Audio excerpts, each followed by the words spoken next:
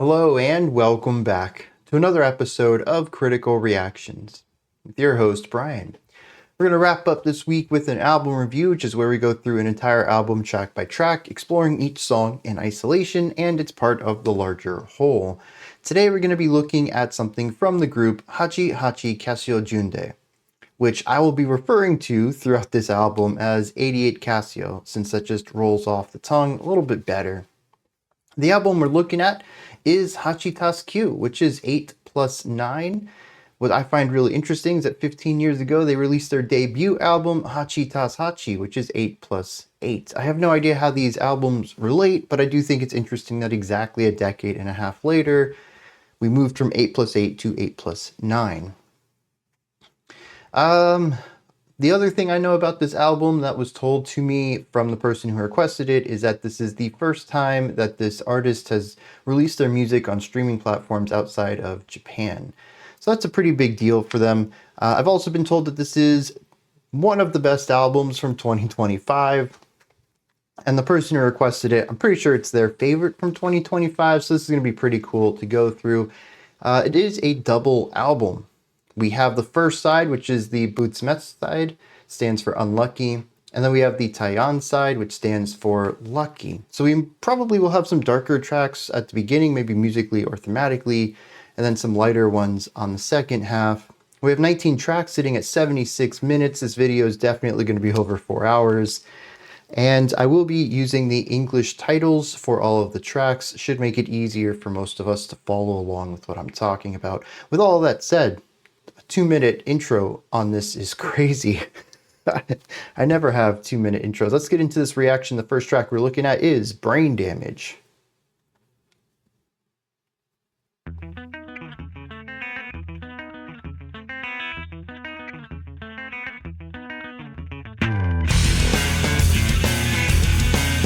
That is a massive bass tone.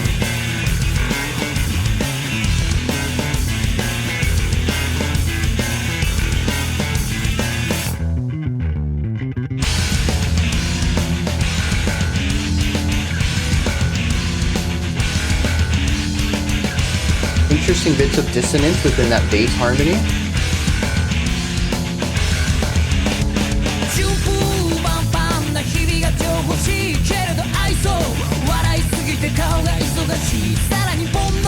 Lots of groove with this pedal tone work on the bass and the drums.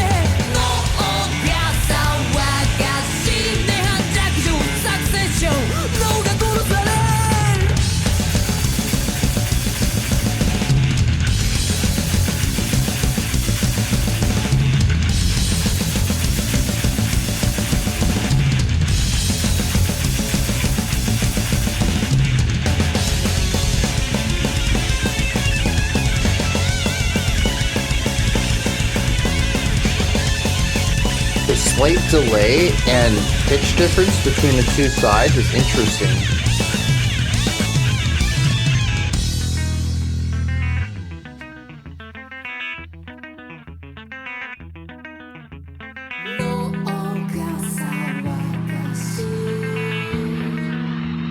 Oh, very dreamlike.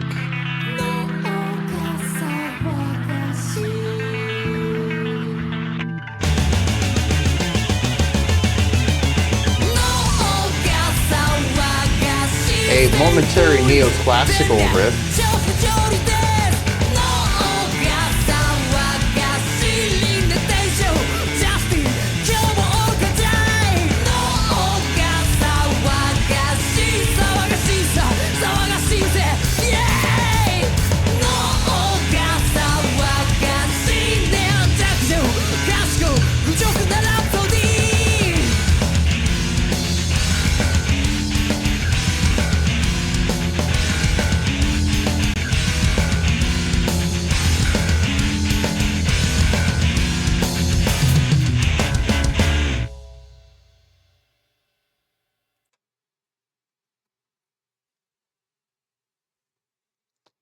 An intriguing start to this album experience. I don't know that I'm on board quite yet. I'm really trying to grasp the intention of this. From the top, I think if we ignore some few elements in this, it's kind of a straightforward punky rock song right here. We do have a ton of bass in here, and the bass kind of leads some of these sections too, which is pretty cool. It does have a lot of bite to it though. I call it rock primarily because the guitar riffs when the guitar leads and the vocal melodies feel very rocky to me. However, I can't ignore the fact that there are some gnarly guitar tones in here, and the bass punches. The bass feels like it comes out of alternative or new metal, and some of those guitar riffs and dissonance are certainly very metallic. I think this sits somewhere between the realms of rock and metal while also having a bit of a punky edge to it as well. It's a little mix and mash of a lot of guitar and drum centric styles that has a lot of energy to it. It's very catchy. It's very palatable for the most part, which is something really interesting. And so, you know, a lot of my experience with this track right here, I listened to it. I'm like, okay, you know, we have some palatable ideas, very catchy hooks, high energy. There's like 70% of this that I could easily have seen on like Octane radio.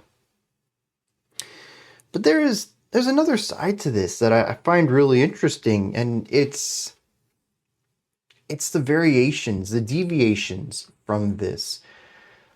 The bass right off the bat, I think it was like 30 seconds in, before the first vocal bit, if I remember correctly, engaged with some very harsh harmonies, sitting underneath the guitars, purposefully playing notes that clashed with both of the guitars. The guitars have a bunch of grit in places that, when paired with some dissonant harmony, amplifies those negative and clashing wavelengths. And we also had that psychedelic, dreamlike moment in the bridge. All of these are rather short-lived though. I view them as spice to the core formula, and the core formula likes to jump back and forth between chorus and verse. I almost felt like this song was a little too long. Maybe we could have cut out one chorus in it in order to not have explored that as much. Maybe we could have explored the dreamlike section a little longer. Maybe actually, I think the guitar solo was well done. Well paced. Could it have been longer? Yeah, I'm always down for melodic guitar work. But I think for what they wanted to say, it started, wrapped up, and moved through at a nice pace. I don't think I would necessarily want that much longer. But I was certainly done with the chorus by the time we hit the end of that track. It got a little overplayed, and I don't know, just something about it wasn't clicking with me. What is clicking with me, though, is this freaking bass tone, dude. It starts off, and we get some guitars, and then the bass just punches in, and you're like, dude, this is a big bass right here. It takes up so much space. It has lead qualities, too. There are certainly places like the section where I mentioned that, we're just driving on this pedal tone. The bass was just had this groove down there on one specific note.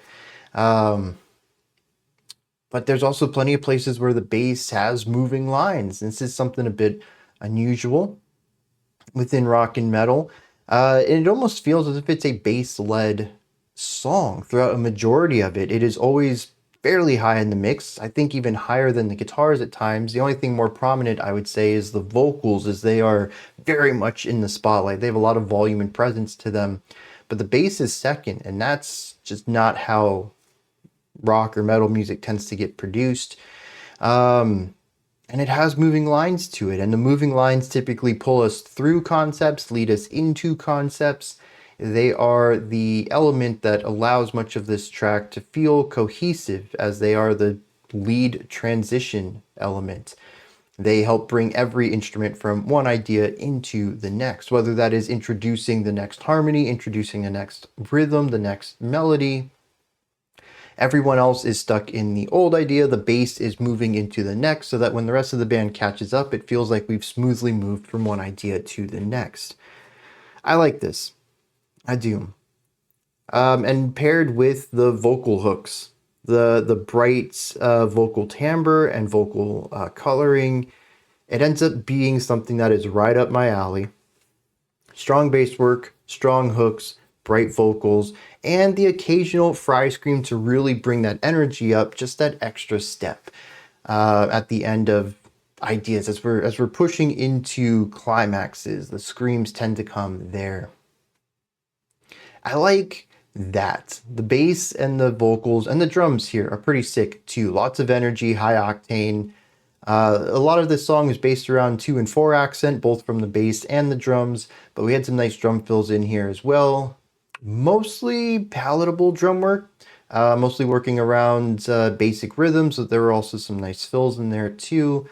I am hoping to hear a little bit more melodic drum work, not necessarily because I expect them to, but that's just what I like in music. I kind of hope they do that too, but I'm not going to be disappointed if they don't.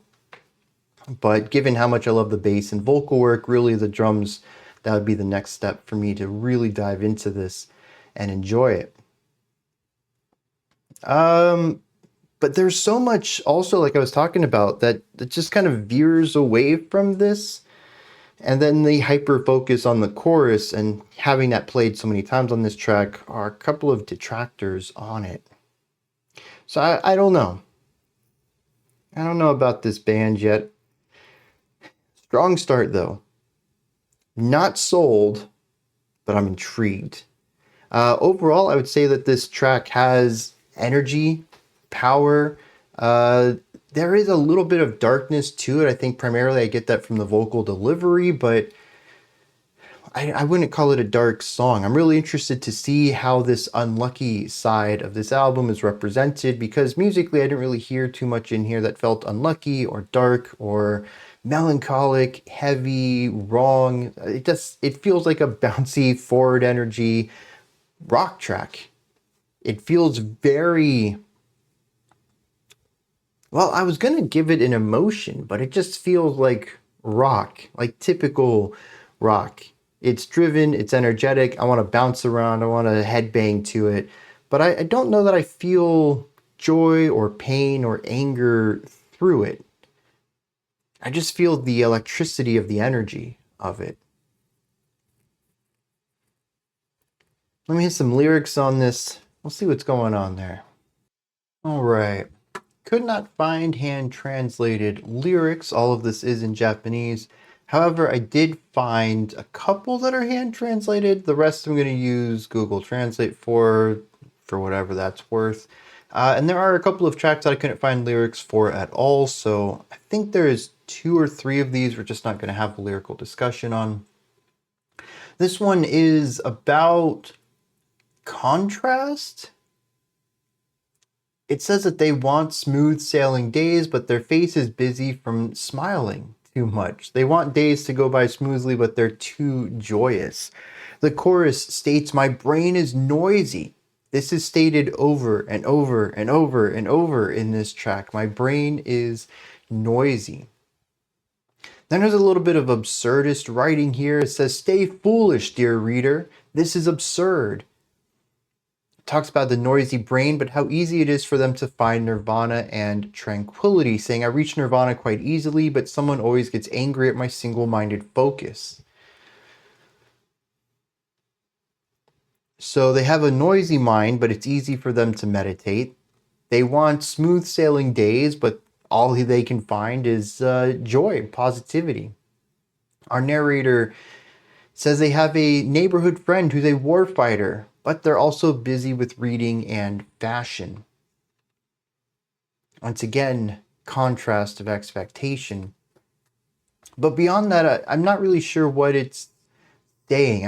Some of it I'm sure is lost in translation, some nuance to phrases that don't turn into English very clearly while still retaining the original depth. But it talks about going full throttle and to the limit, which lines up with the noisy brain, but it's kind of the opposite of tranquility, unless to this person, tranquility is noise. To actually be calm and be comfortable in an environment, it must be chaotic. That's the only thing I get from that, but I'm still not sure why we dedicate an entire stanza to this neighborhood friend who is a frivolous monkey who sprays too much perfume. I don't know. It veers off into absurd little tangents before coming back to this core idea that this person's life is pretty good. Maybe a bit more chaotic than other people would enjoy, but is a perfect fit for the narrator. And that's how we're kicking this album off. This next one is called YAOYOROZ. I don't know. That one's not in English. I think it's the only track on here. Yeah, without an English translation. So maybe that's not even a Japanese word. I don't know. Let's dive into it, see what's going on.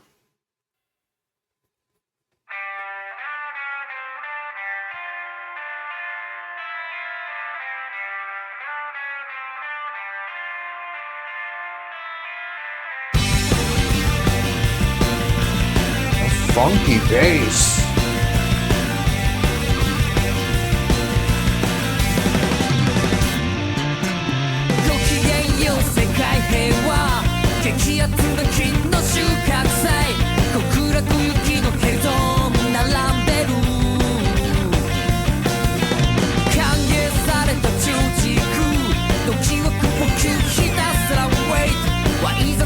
Y'all hear that?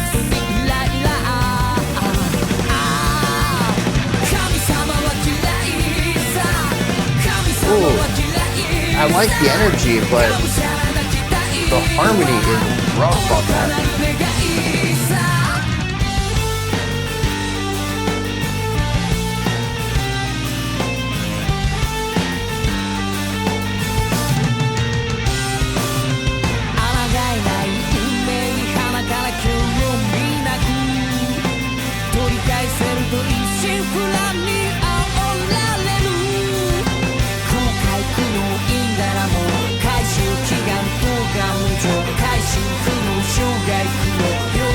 Yeah, so a 7 there, alternating 3 and 4.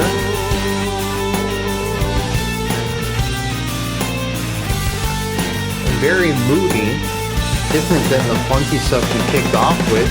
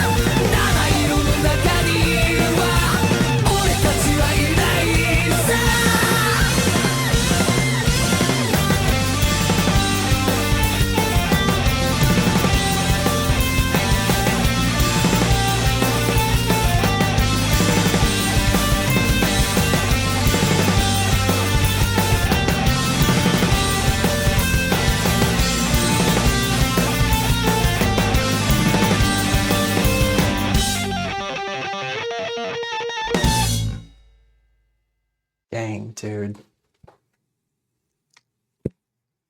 Once again, there's so much really there's so many really cool ideas in this track, and the guitar work just it's not gelling with me at all.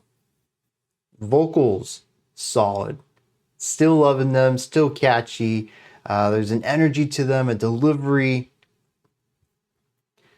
It works. The bass is sick, whether it was the funky stuff at the beginning or leading us into new ideas, holding the fort down in other places. The bass is consistently great. And the drum work on here is more expressive than the first track. Once again, locking into more standard patterns throughout, but really cool fills. And there at the end, we had some more melodic work too, though primarily working with the toms and the snare. We didn't really hear too much on the cymbal side of things, but still a bit more of an expanded drumming idea than we heard on Brain Damage. I'm all over all of this. These three sections are fantastic. The guitar work on here, though, it is noisy. I'm not a fan of this. And something we heard on the first track that I mentioned during the reaction but didn't bring up during the analysis was during the solo itself, we were hearing harmonization from the two sides, but the harmony was a little tense. It was less stable than I think I would have preferred there, but also the left side was just a hair delayed from the right side. They weren't perfectly in time with each other. So you kind of had this temporal space between them as well as the harmonic stress going on. And we continue to hear a lot of that here as well, where the two guitars are playing these quick lines that are harmonically less focused. I don't think that the guitar licks are in the exact same key that the bass and vocals are singing within, which creates tension with the rest of the instruments. But even when we look at the harmony they're creating, there's tension there too. These are less stable dyads that the two guitars are playing. And it just creates a lot of tension and stress and noise within this track. Not necessarily pure dissonance, but not consonant ideas either. And for every really cool idea that pushes the song forward in the rest of the instruments, the guitars come in and, at least for me, pull the song down, never quite allowing it to escape from a sense of like mediumness. I really want to like these first two tracks. I think as far as 8 minutes go, this is a solid setup, and it wouldn't surprise me if the rest of at least this side of the album ends up being incredibly similar to this. But I think that it's becoming clear this is not an album for me. The guitars pull just a hair too much from noise rock, where everything else kind of sits a bit more on a consonant tone where everything wants to work together to support it all. And it's an interesting clashing idea. It is about how one idea contrasts the other, the dynamic qualities between them, and the sort of light and dark mode here, where you get consonants from half the track and dissonance from the other half.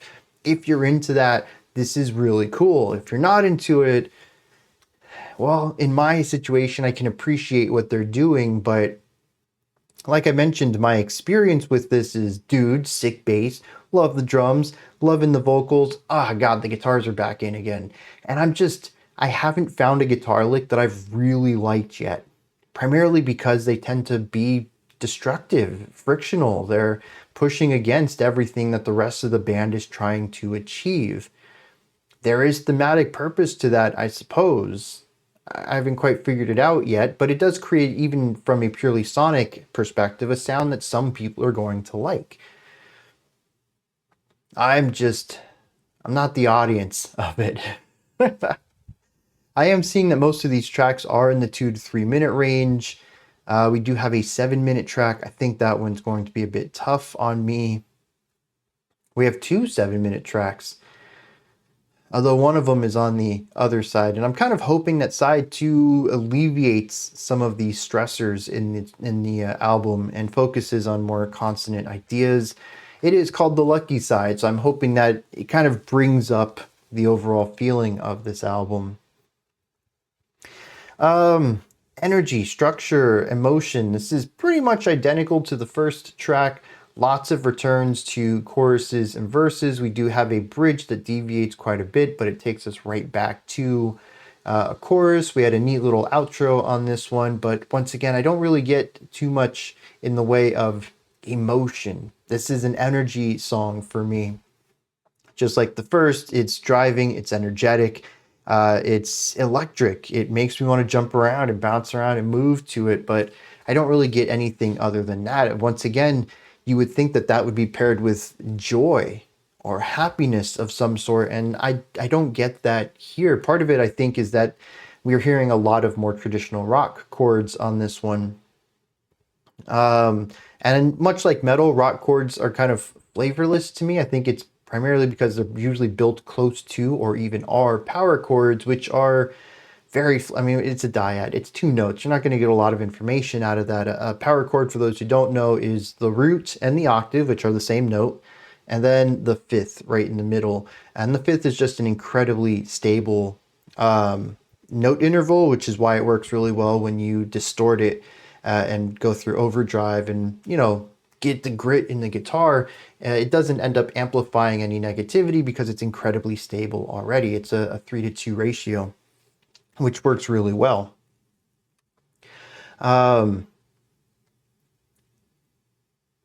So it just kind of comes off as neutral. This is just the sound of rock rather than something that I'm feeling an emotion through that might have some more exploratory harmonic devices to it. So far, this is a fun album. And it may end up being an album I'm happy to have heard once. Nothing in it other than some of the noisier guitar bits is too offensive to me, but I'm also not really hearing much that would make me want to stick around if I discovered this on my own. And I listened to the first two tracks, I might have had my fill already. Though they do feel like they have potential. There is an element here that makes me think they could do more if they wanted to. There are little bits of experimentation on this. They are in very small doses, but it makes me feel like the band wants to do something beyond to put their stamp on this sound. And I think bringing in the funk bass at the beginning of this one was a really good indicator that they can do something more. They just have to want to. I'm sure there's going to be some tracks that are going to deviate a little bit because they have something else they want to say through them. And I'm hoping that we get more of them than what we've had so far, which is more straightforward. That's not necessarily a problem if this entire album ends up being a bit more on the straightforward scale. It's just, I don't know that I'm going to have a lot to say about it, as I haven't really had a lot to say about either of these tracks so far, other than they're groovy and they're fun and they get noisy at times. Let's hit some lyrics for this. I am beyond lost here. I assume there is some stuff lost in translation, as Google has given me sentences that aren't necessarily grammatically correct. I can kind of derive a feeling out of it, but they don't really make much sense. But those are pocketed within sentences that do make grammatical sense, whether they are translated correctly or not, but that are completely nonsensical. The very beginning of this track says, "Good day, world Haiwa." Haiwa is actually written in English letters in the Japanese version. I don't know what it means though. It says a super hot silver harvest festival lined up in the hell zone of paradise. Hell zone is another one that is spoken in English. It says it's a welcome extra dimension, a thrilling, heart-pounding moment waiting patiently, irritated by the vulgar, cheap chants. None of that means anything to me. A hell zone of paradise is once again another paradox. We have opposition here.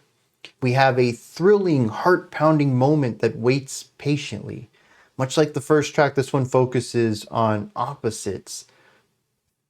It then says, "I hate God," twice. Reckless expectations, a foolish wish. 2 stanzas later, we will see the phrase, "God is great," repeated twice too. Once again, engaging with opposites. The chorus says Hana, which is Hana. I don't know what that is, but it's also something that is not written in Japanese in the original. It says Hana has no interest in her irresistible fate. I'm single-mindedly driven by the belief that I can get it back. Regret and anguish, the Indara net. Praying for a great victory. The East Coast is impermanent, impossible to recover. A lifetime of hardship, loss of nutrients, and retribution.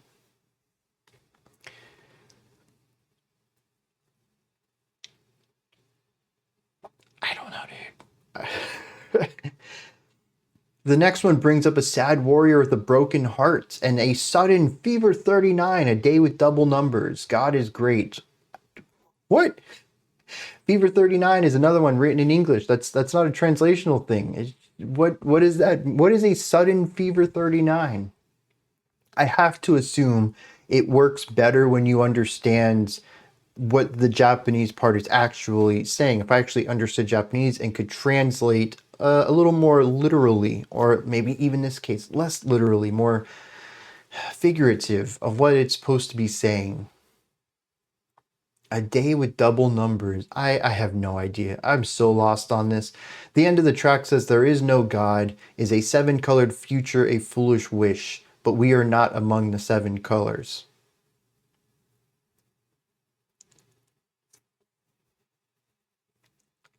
Alrighty. You know, though, the music kind of comes across in a very similar manner. It is catchy. Some of these lines are kind of catchy, even if they don't mean any sense to me. But there is this contrast between some of the lines that do make sense and the lines that seem a bit more nonsensical. And the music does that too, giving me something that I expect.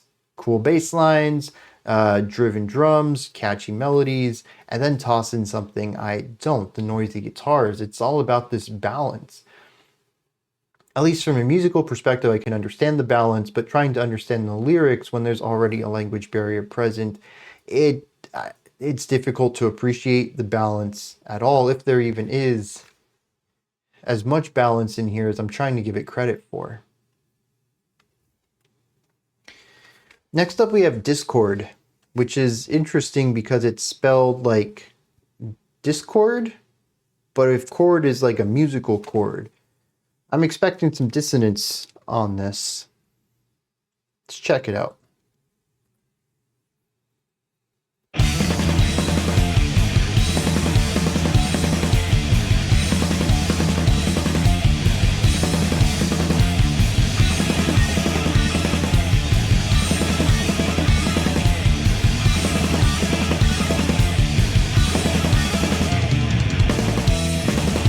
Okay, so that is 4/4 with really interesting phrasing. It's like 3.5, 4.5, I think.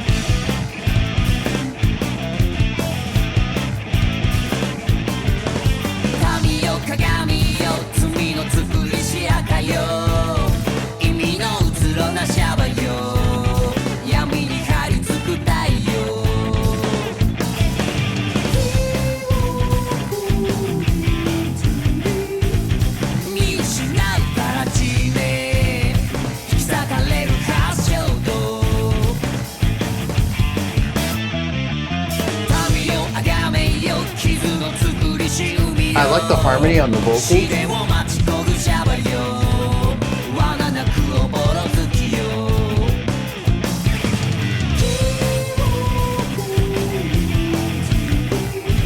Bringing the groove into the guitar work too, which is nice.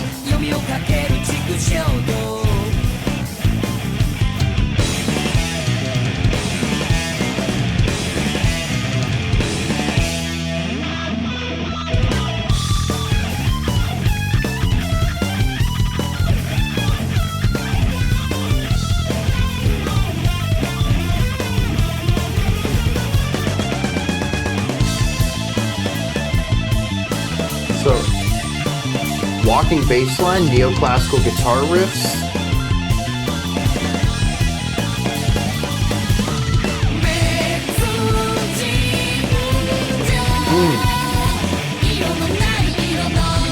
Yeah.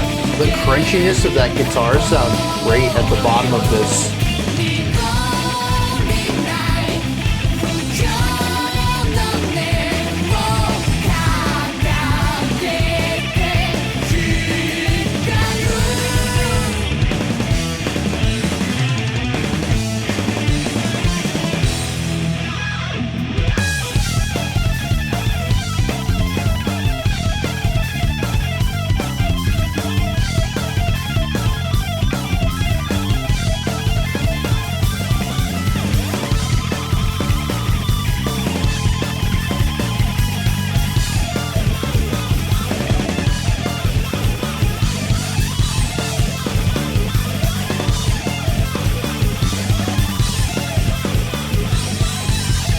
Cyclicality of this section.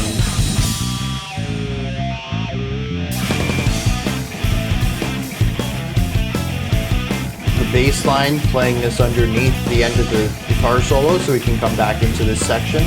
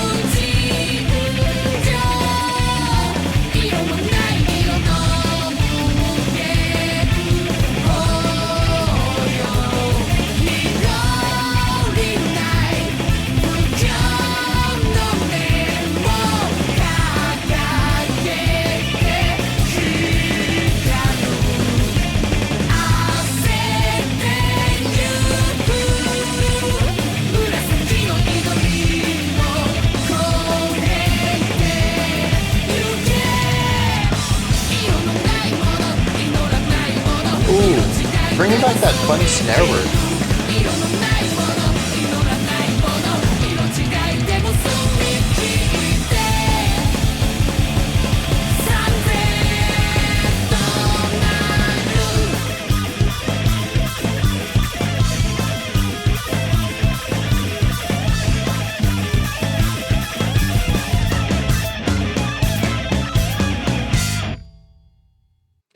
I like the use of space in that. And you got that short hit there in the middle that kind of breaks up the riff into these shorter chunks while also creating spaciousness, moments to sort of allow the song to breathe. The guitar though, dude, I'm so mixed on it. It is right there at the end. That kind of phasery guitar tone that has a lot of lead into the sound as well as a bit of lead out with texture changes within those moments, layering them up in the harmonies that they do. I think this is what kind of pushes me away from it. And also it's focusing around a couple of notes. It's like this short loop of 4 notes over and over. And this is how most of their guitar licks have been throughout this track. I think that's what makes this such a refreshing track for me, focusing on guitar specifically, is that those tight loops are used very sparingly on this track. Instead, we have more traditional melodic movements and a push towards neoclassical chordal ideas on top of the rock ideas that we have on the foundation in that solo. And that I think really stands out to me. This was something that I mentioned on Brain Damage too, is that outside of that sort of new metal-y swirling guitar work that we saw, we did have like a single 4-beat bar of a neoclassical run within the guitar.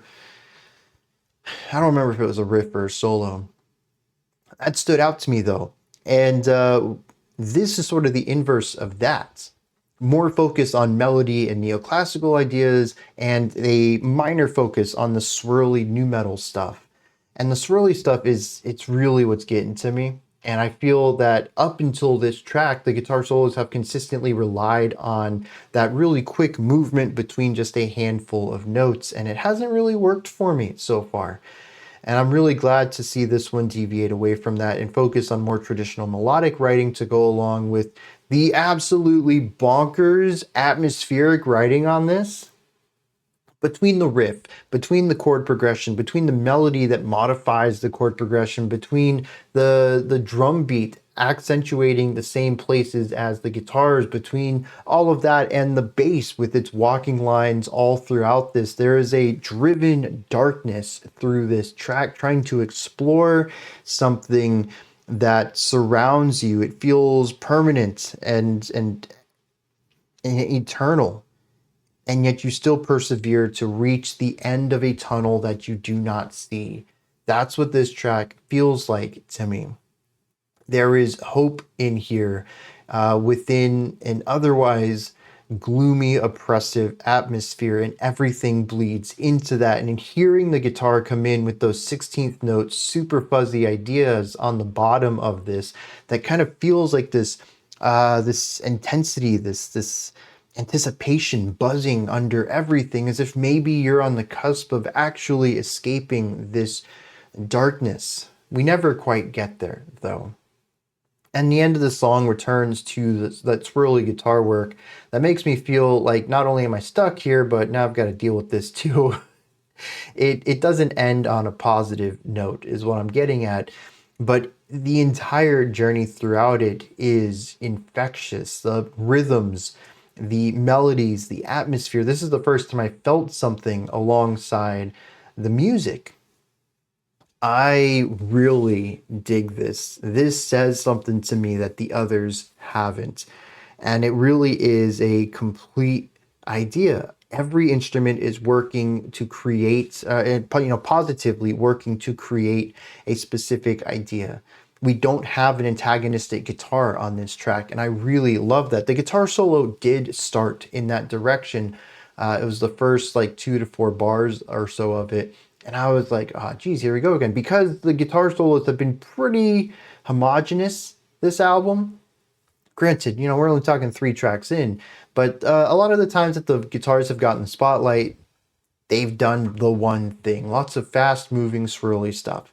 And here, I heard it again. I'm like, all right, well, at least the core riff is cool. But then a quarter into it, they deviate into the neoclassical stuff. And that's when it started to click with me, because we started to explore more melodic works rather than more textured works. And I was totally on board with that. Interestingly, the solo also explores hyper repetition, almost as if we are lost and moving in circles, going through the same cycles over and over and over.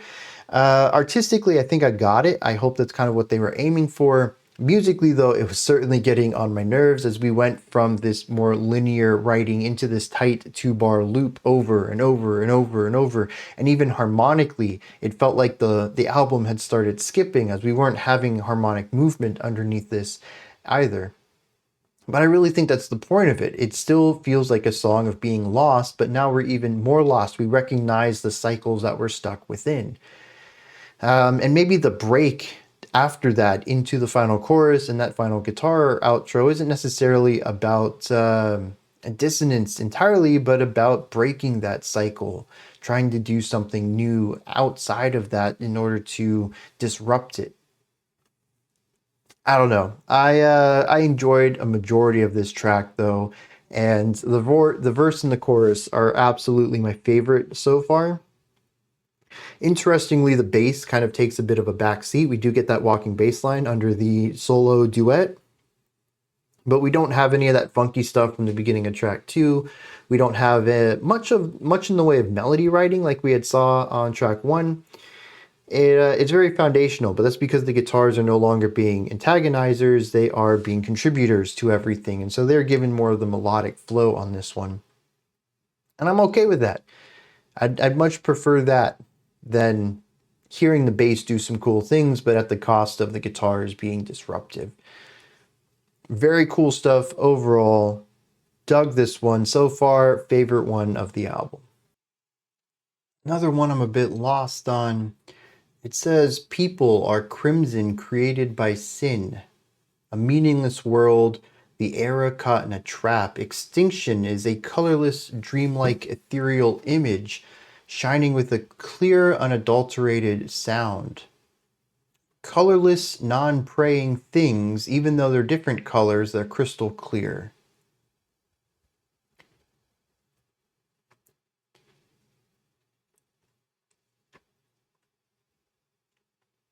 That's it.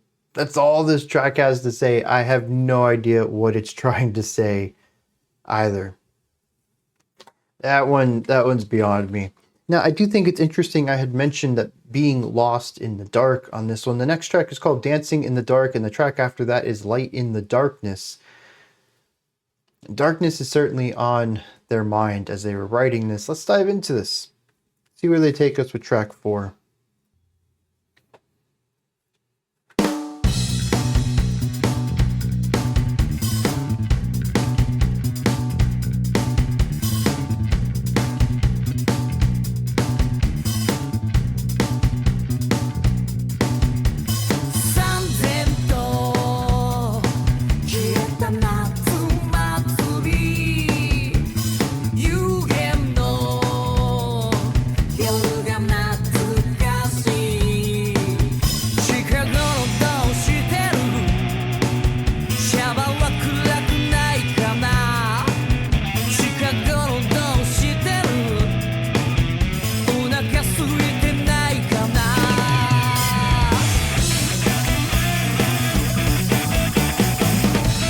Okay.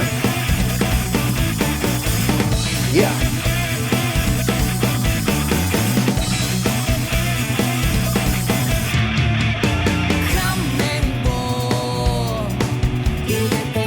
I'm not sold on this.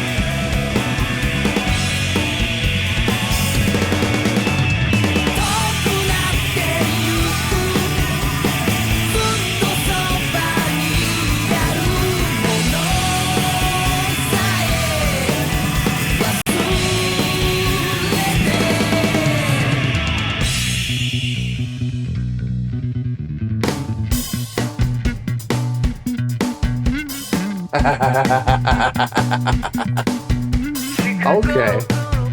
I see you, bassist. Got some fancy fingers.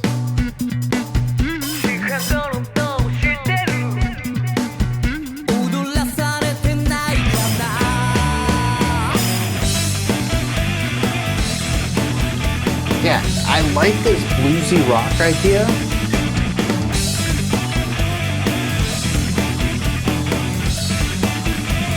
But then this happens. Oh, he stuck with it. Okay.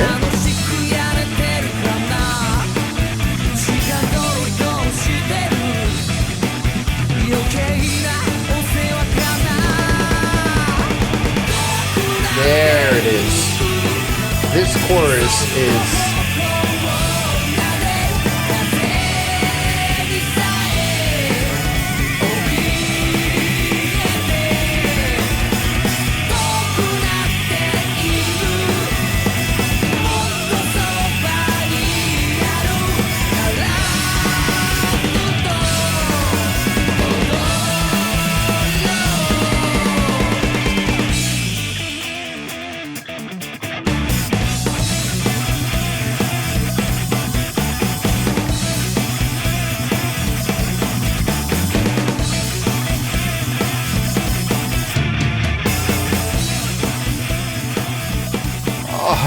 went for the fade out after they put in such a nice moment.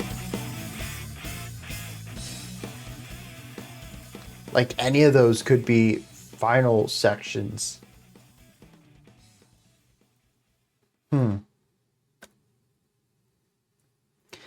Yeah, Here's something pretty neat, dude. I like the bluesy thing in here. I think one of the previous tracks alluded to like some classic blues rock, and we didn't really get it. It was sort of a little lick that was introduced, and then something else took its place. Here, though, I mean, it's the pre-chorus, dude, and I love it. Once again, cool bass-led riff. We got some sick drum parts coming in here. Lots of energy, lots of forward momentum, lots of syncopation and rhythmic bite. The vocals are catchy as usual. I like the chorus idea. It kind of brings the energy of the vocals down a little bit, holds out some notes. It feels something a bit more thoughtful, or maybe even pensive than what we've seen previously, where most of the time the vocalist just seems to be throwing out lots of syllables at one time, moving quickly through sentences and lines. This was a nice moment for the vocals to slow down a little bit and, like I said, kind of get a bit more pensive, a little bit more thoughtful, really focusing on the now rather than getting to the next idea. But the guitars, dude, I wasn't really a big fan of the panning idea at the beginning, and then it just got faster and it kind of annoyed me a little bit. I thought the idea was solid. It was kind of introducing part of that bluesy lick, that syncopated riffage that we would see later on, but it was also pairing it with some more melodic, noisy ideas too, and then the panning was just annoying. But then we get into the chorus and it's just that noise again. We have the guitars being disruptive once more, and I think that it just becomes too much. The drums have a lot of snare work going on here. They're rather noisy. The vocals are brought up about half of an octave. They're trying to cut through all of this. They're also trying to be calmer about it. Like I said, holding out some notes. The bass, though, is just, I don't know, pure eighth notes, constantly going. There's a lot of sound coming from there. The bass is a large tone. It's taking up a lot of space in general. And then you just have the guitars doing their thing, and it's cluttered, it's messy, it's noisy. Nothing in here is working well together. And I don't think that's necessarily a byproduct of the composition.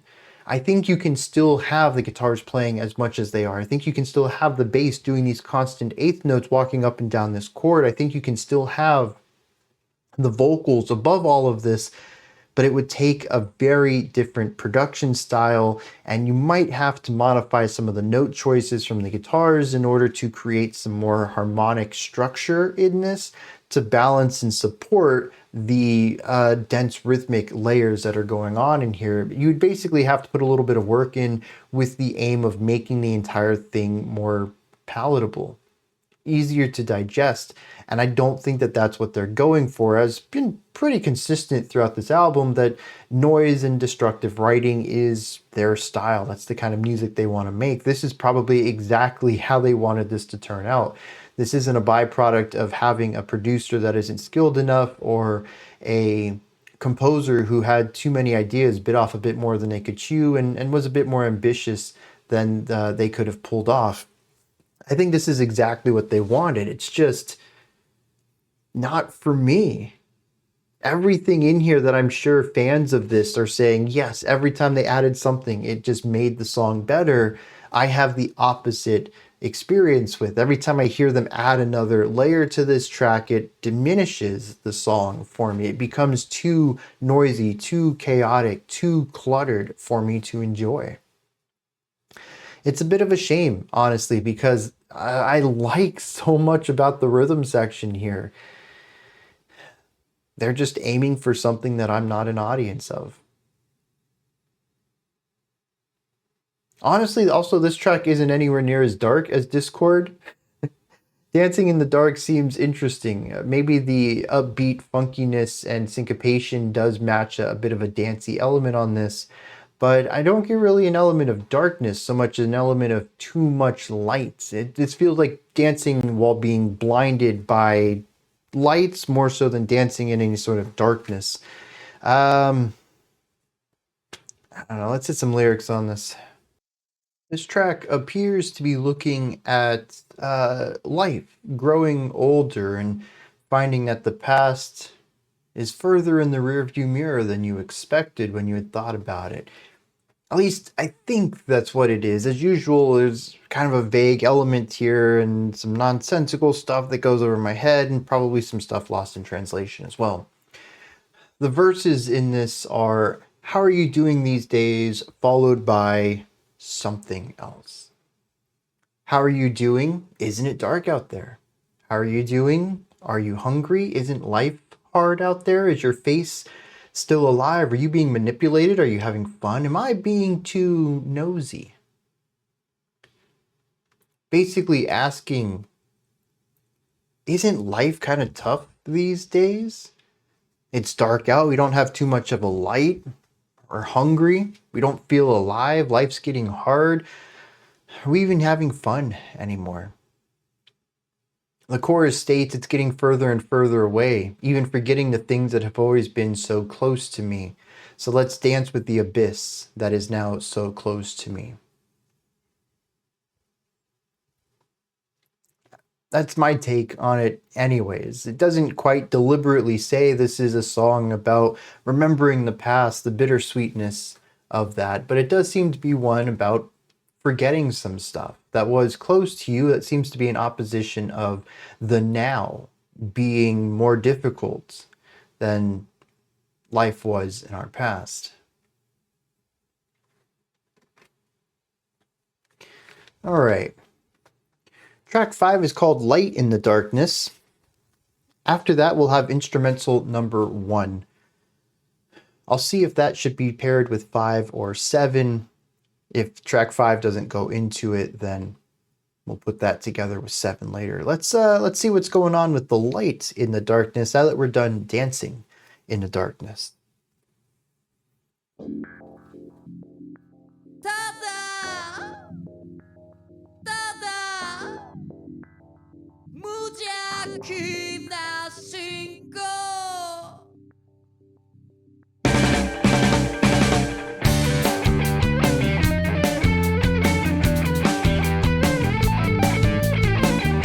I like that little hi-hat idea.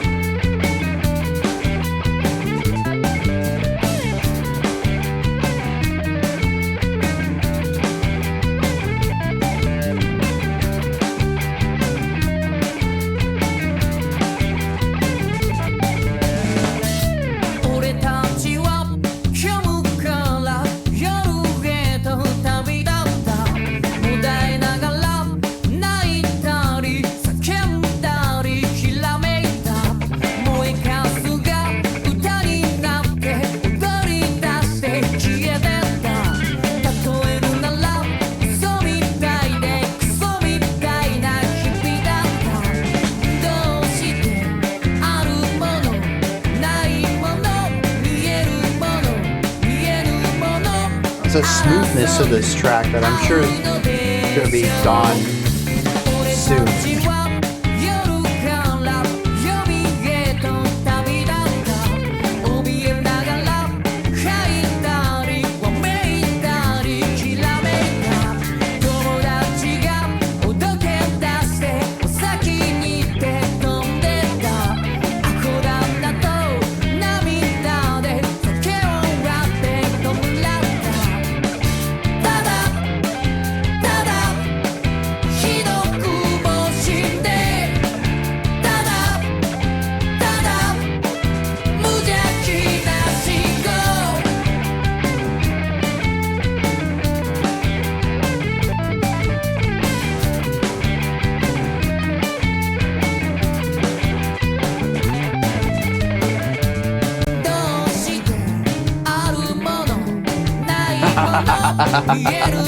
This new vocal rhythm paired with the rising bass line,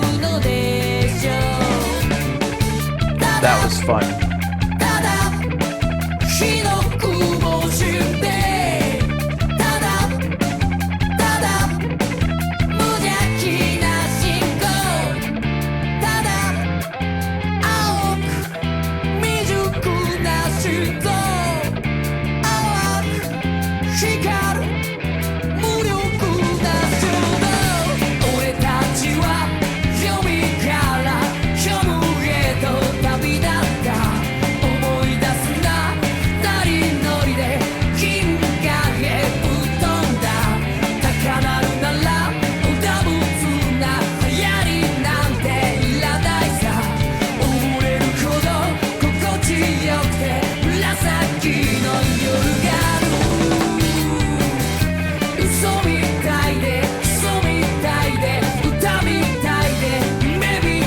interesting how level this entire track is, other than the obvious shift about halfway to the track.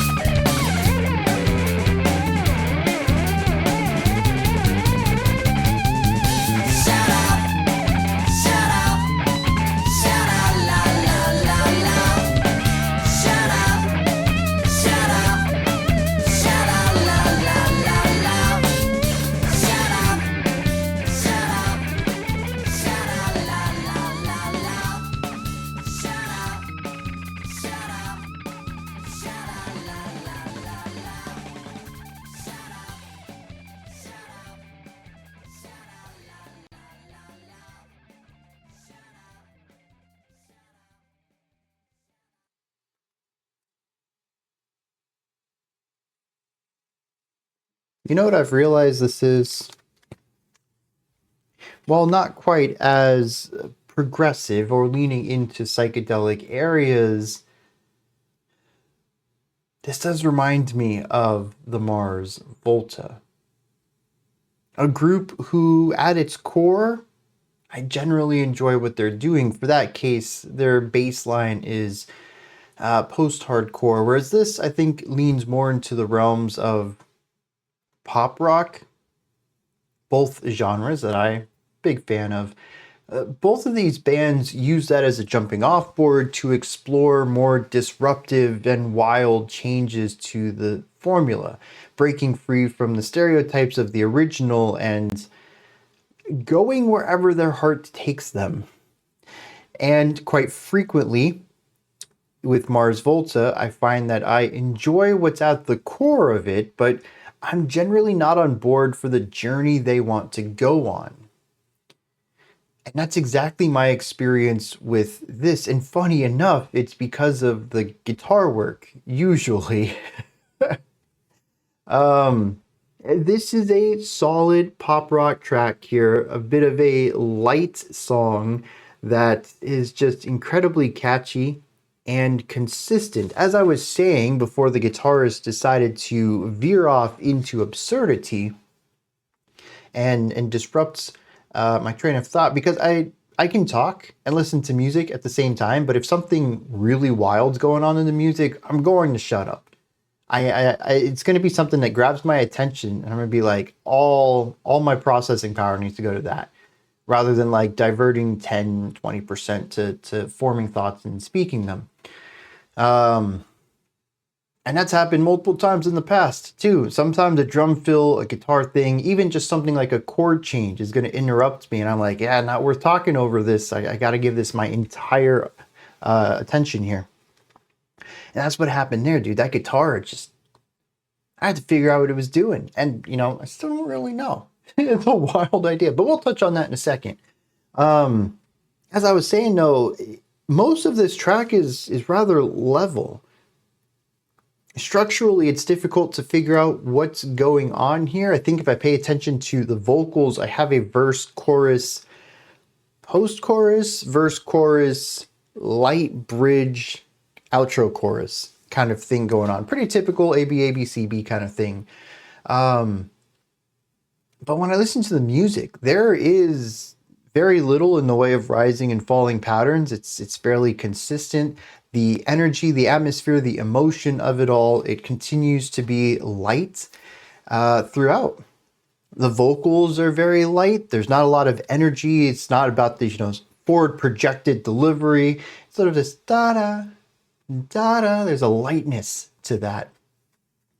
The bass work is a bit on the less complex side. We did have those fast like rising ideas in the first post-chorus that I thought was kind of neat. But other than that, the bass has given us funky, driven riffs this entire album, and here it's kind of pulling the song down. It's keeping that foundation for everything. It's keeping the song rooted. The drum work is a bit lighter. A lot of 2 and 4 accent on the snare, Not a lot of syncopation, not a lot of drum fills or expressive ideas. This is about locking down a very light, effortless atmosphere. We do have one, I would say, heightened element. It is the first post-chorus. We do dip it a little bit on the second verse, but it isn't long until we return back to that feeling, that same energy and excitement as we saw everywhere else in the track. And if you remove the guitar solo, this is consistent. This entire track has this light effortlessness to it. The guitar solo complicates things. It just is. It's a massive, like 2-minute long jam session at the end of this track where it's just kind of doing whatever noisy thing it wants. It's in a different key than the bass and the vocals, which is fairly consistent for that instrument. It's not working collectively with rhythmic devices. It clashes with accent points with the other instruments. When the other instruments are taking the lead, it's taking the lead. We don't have a nice call and response on it either. Its parts are noisy when other parts are noisy. There's just no consideration for anything else in the song. It is just some guy. You got a band playing on the stage. You got some guy in the audience just shredding for no reason. And it's clashing. It's contending with the song. And at least that's how I perceive it. It feels extra. It feels not planned. It feels secondary to everything else simply because it doesn't feel like any part of the song is designed to accommodate it. And it is not accommodating for anything in the song either. And it just keeps going.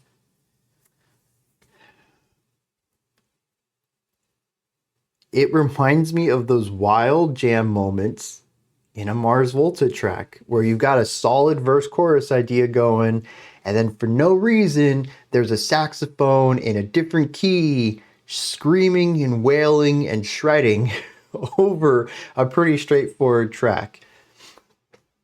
And that's what this feels like. There's no sense to it. There's no rhyme or reason to it. It just happens to be there and doesn't contribute anything other than the chaos of its existence. And I say that with a bit of a negative bite to it in the way that, I'm speaking these words. And it's because I found it rather disruptive. I enjoyed the song until it came in. But, as usual, I do want to reinforce that this is subjective. Just because I don't enjoy the way it sounds doesn't mean that there might not be a good reason for it.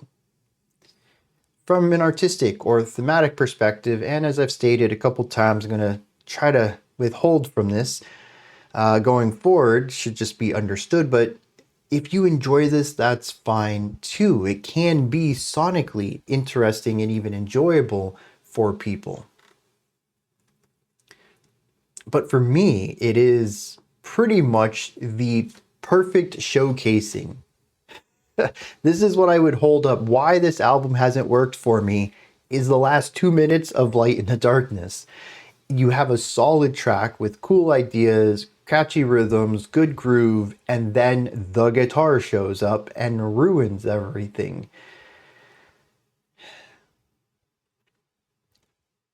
Taste is subjective, absolutely. But I'm not understanding this album. This is not for me. And, when people say, this was my favorite album of the year, I already come to assume in this community it probably isn't going to be mine. A lot of people seem to be confused about my album of the year list. One person, I remember a comment coming in even saying, you really enjoy all of this? It's all, atmosphere and vibes. I figured given your musical, music theory backgrounds, you'd have more proggy works or experimental works to share. And yeah, what I like to listen to doesn't always gel against the communities, especially since I'm not a real big metal fan either.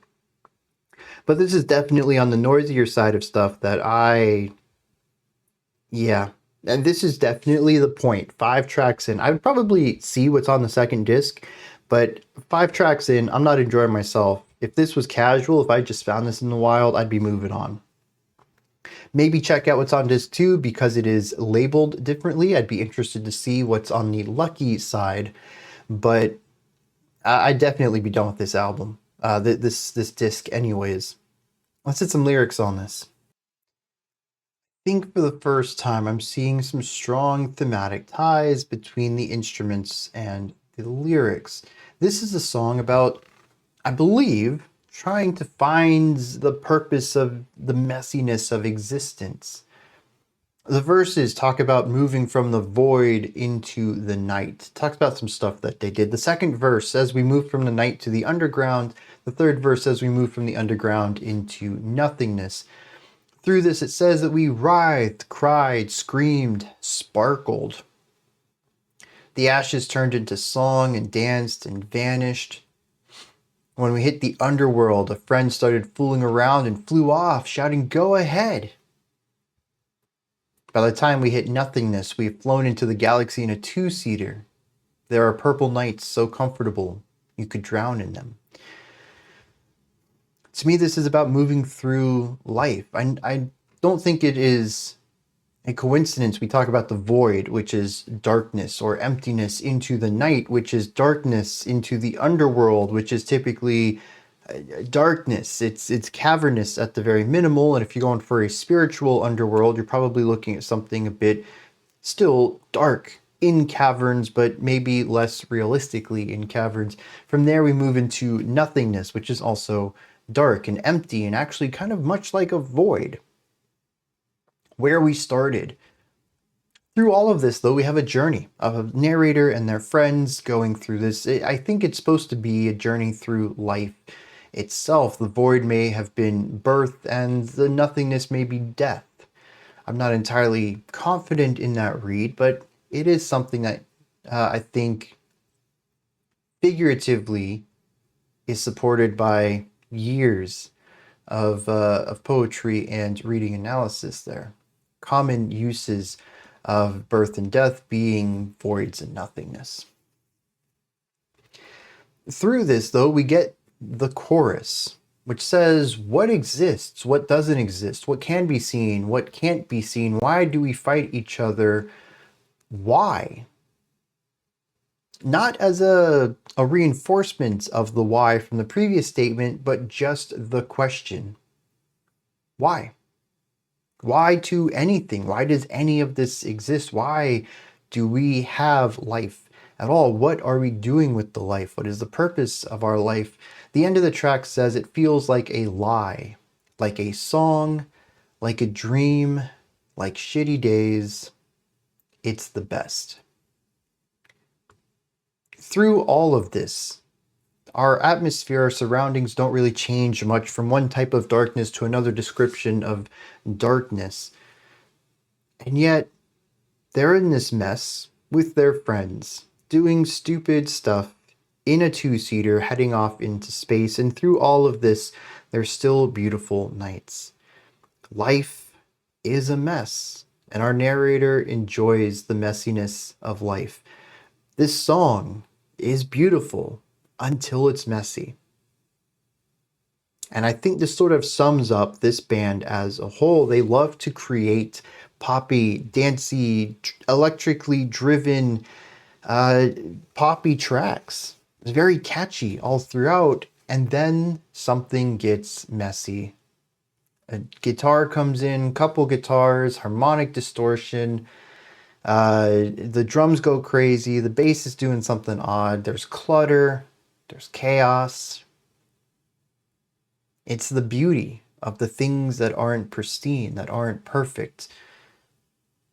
5 tracks in, that's a fairly consistent description of this album, and this track lyrically really hits on that topic.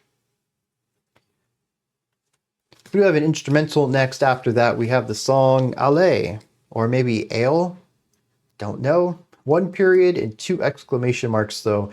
It is a statement with excitement. Let's kick it, see what's going on with these 2 tracks.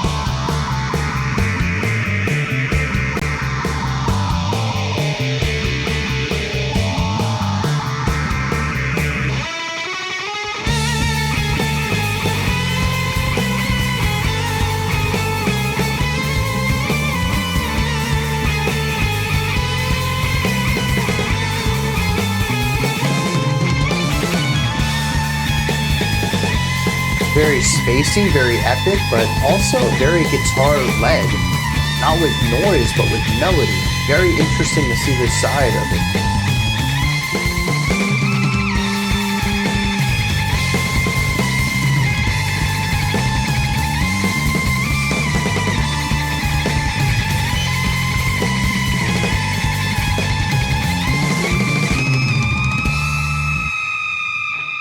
Oh, it doesn't even, it's just an isolated instrumental. Okay.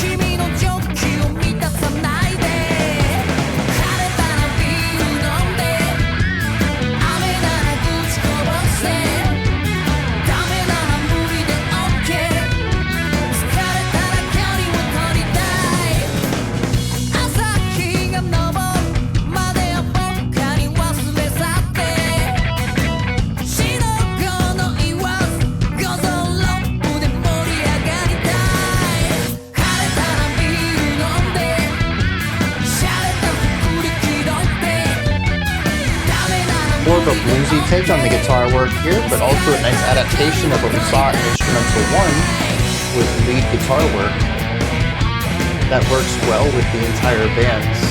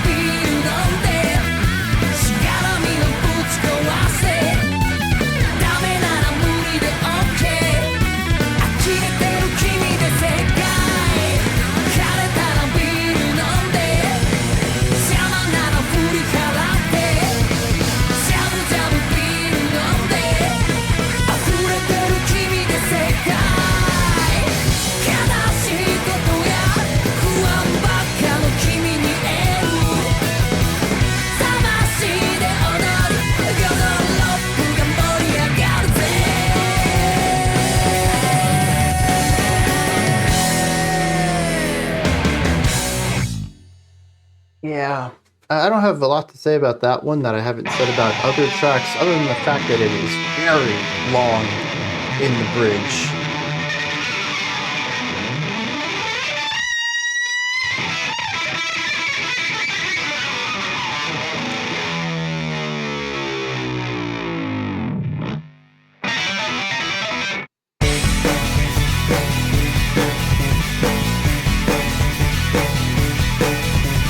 The snare got turned off.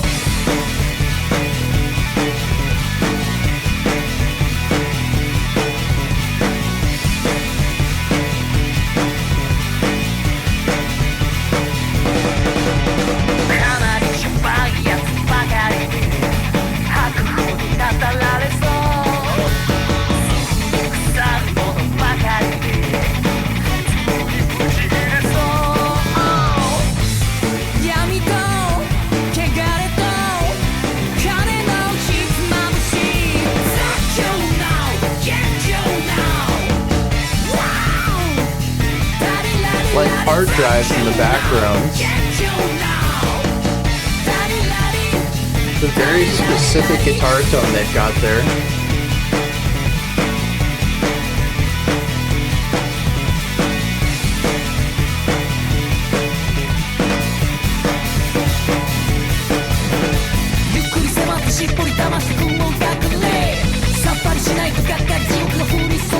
Cool rhythmic switch up on the vocals.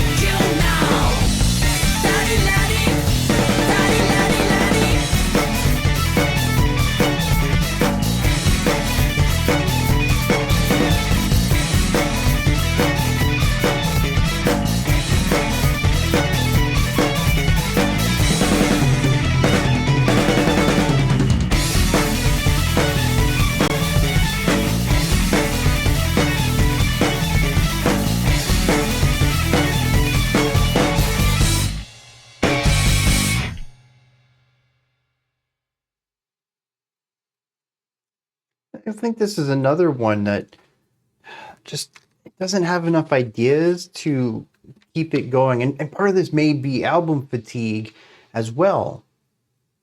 We are, coming up to 40 minutes through this, give or take 30 minutes.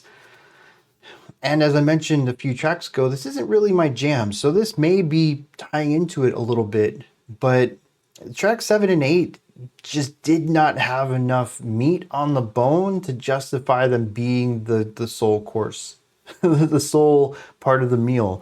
And maybe if they had been combined together, we might have been able to do something with that, especially since they've kind of blurred together for me. So much of what track 7 and 8 did are very similar, and this is consistent throughout the entire track except Dischord, which stands out as both my favorite track still, but the only really atmospherically driven song here.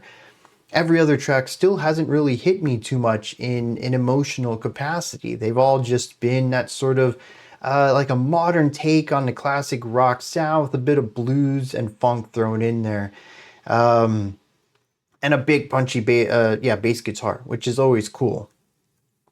They're groovy, they're poppy, they're bouncy, lots of energy, and sometimes they get noisy. And that guitar tone, I think, is driving me bonkers.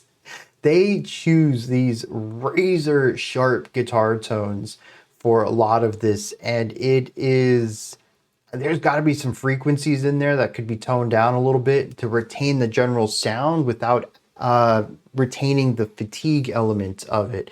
And for those who haven't done any production in their life, that they might not understand this, a lot of the time when you're EQing any instrument, it's not so much of drastically changing the sound of it, but it's finding the frequencies that are bad and reducing them while still retaining the general sound of the instrument. And my ear isn't good enough to say that that's exactly what's happening here, but we've listened to bands in the past who have used these types of almost buzzsaw guitar tones, and I don't believe I've been as fatigued. I really do not like the sounds of these guitars. And at the beginning it was the harmonic thing, which is what I honed into because of all the tense harmonies we saw in the opening 2 tracks. But we've kind of veered away from that while still keeping more of that swirly, buzzsaw, phasery sound. And despite focusing on more stable harmonic devices, the guitars are still not my favorite part of any of these tracks. And I think that the last 2 songs have really leaned into it, that it's the tone for me. The bass sounds fantastic. It has a nice warmth to it, but it has nice physicality as well. It has width, but is also punchy enough to get through the mix. The snare on this one being turned off, I thought probably could have had a little less treble on it. But otherwise, the drums as a whole have been well placed in the mix. They sound great. Everything sounds really natural to me. The vocal placement and the way that it plays off of the bass and the drum sounds great. And then the guitars come in and they're just tonally so different than everything else while being incredibly sharp. And it's just, it has not been a good part of the album for me. And these two tracks have focused on wild guitar tones. And I think that the hard drive platter disc searching sound that we had in the chorus of this last track was just the icing on the terrible cake for this. I'm not a big fan of it at all. There's just... The riffs are cool, 100%. I think compositionally, the last few tracks have been really strong, but sonically, production-wise, this album is just not something that sounds good to me. And it's really starting to grate on my nerves. I do think after we finish Nirvana and the first disc is over, I'm going to take a little bit of a break, refresh myself, relax, let my ears rest before we dive into the back half of this 2-disc set, just in case they continue to use similar ideas. Because I can certainly feel myself, maybe not necessarily getting cynical, but not being as open-minded and optimistic as I think I would like to be about this. Though there is that other thing I had mentioned, that track 7 and 8 are becoming a little samey. And the more that I think back on it, instrumental number 1, track 6, deviated a little bit. The same general sound they play around with, but being more instrumentally focused, which probably makes sense. It's in the title of the track. But hearing the counterpoint between the bass and the guitar, had the lead melody on the guitar, was very cool. And dedicating a full almost 2 minutes to that idea worked well. I do think this is nice. We've seen this a couple of times when the vocals take a back seat for a guitar solo, and generally speaking, I think that the melodic writing on this album has been pretty strong, whether it is the catchy hooks of the vocals, the sick, funky beats on the bass, or the guitar solos. In the few places where the guitar didn't decide to go for a noisy route during its solo, that turned me off personally. So having an entire song devoted to this counterpoint that we have between the electric and the bass guitar and the strong melodic writing on the electric guitar there was pretty cool. But aside from the fact that it was an instrumental, almost like an extended bridge from any of the other tracks on this album so far, tracks 4, 5, 7, 8, they're all blending together for me. They have generally syncopated, kind of funky rhythms. We have a snare on 2 and 4 accent throughout all of this. We have catchy, quickly delivered vocal hits. And then we have the guitars making noises. Usually there's a cool riff within that noise, but there's usually noise and quite often some sort of harmonic dissonance accompanying that. And I'm really not hearing too much of a difference between most of these tracks. The riffs are different, sure. What the drum's doing around this 2 and 4 backbeat accent is different, sure. The exact melodies and words that the vocalist is saying are different, sure. But the end result ends up being very samey. This is an album that you really have to like their distinct style of bluesy, funky noise rock, or it's just not for you. And pretty much, kicking off the album, if you enjoyed Brain Damage, you're probably going to enjoy at least this disc. But if you didn't, there's just not much else here for an audience who isn't a big fan of that opening sound. And I'm always down for that, dude. I love the idea of showing the audience what they're going to get at the door and not wasting anyone's time. If you don't like the first track, you're welcome to leave. You're not going to miss anything. There's certainly something to be said for albums that are more exploratory, progressive, experimental, what's the other one? Concept albums that are going to go through a lot of things where you certainly can't get an idea of the album based off of any specific song, certainly not the first one. I love those too, but there's certainly something to be said about something that is no fluff. Here's what you're getting. We're going to do 30 minutes of that. If you're on board, cool. If you're not, that's cool too. I'm a huge fan of stuff that's not going to waste my time, because personally, the older I get, I realize the less time I have for things to begin with. I don't want to be wasting any of it. All right.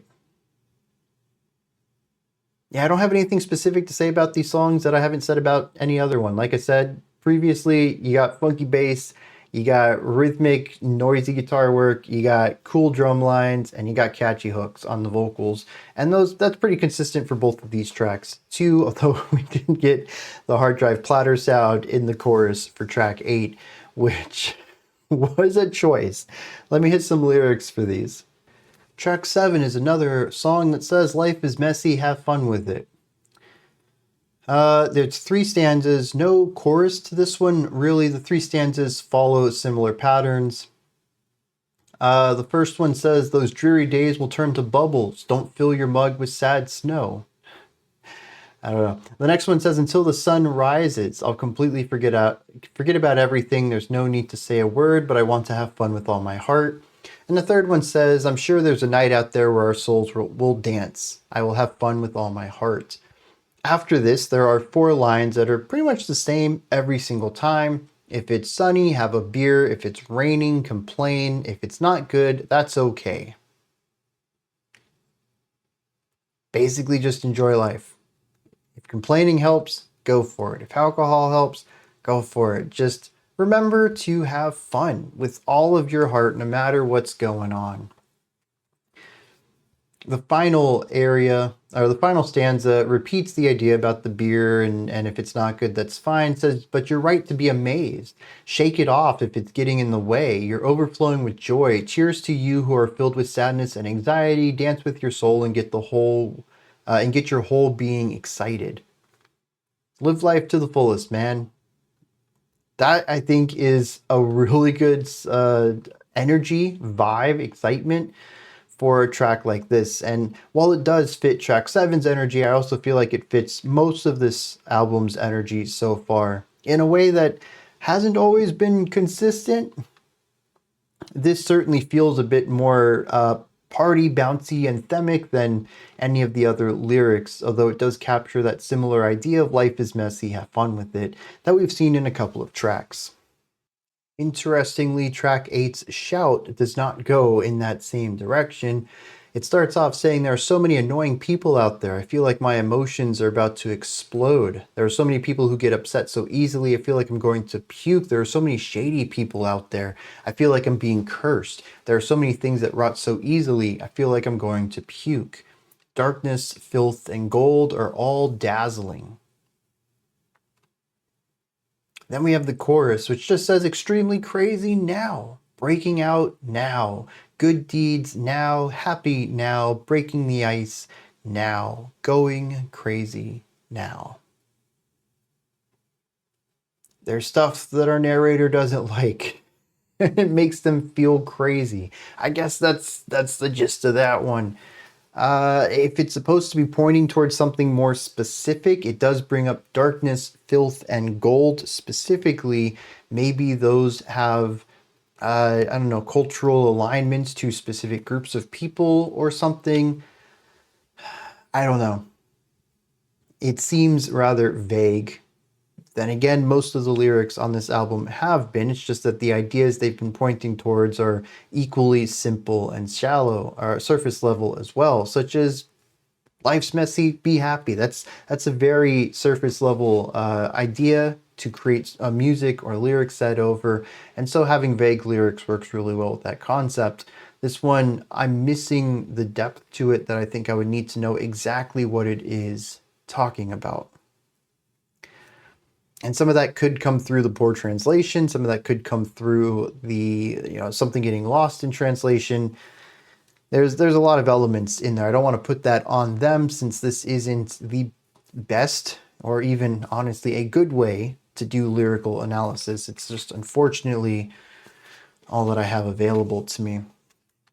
All right, the last track on this side of the album is Nirvana, 7 minutes long.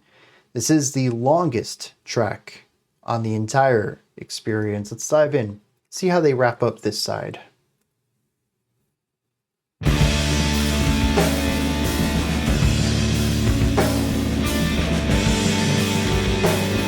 atmospheric like Dischord. It's also gazy while focusing on very tense chords.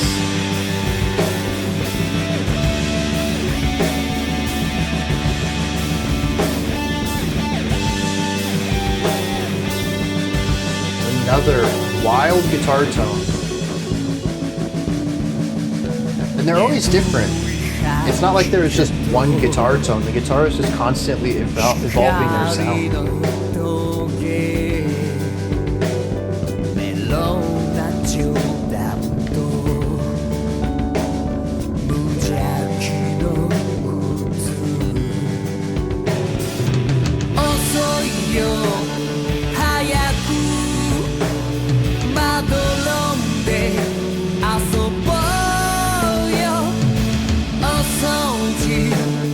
Definitely more of a mellow take in general.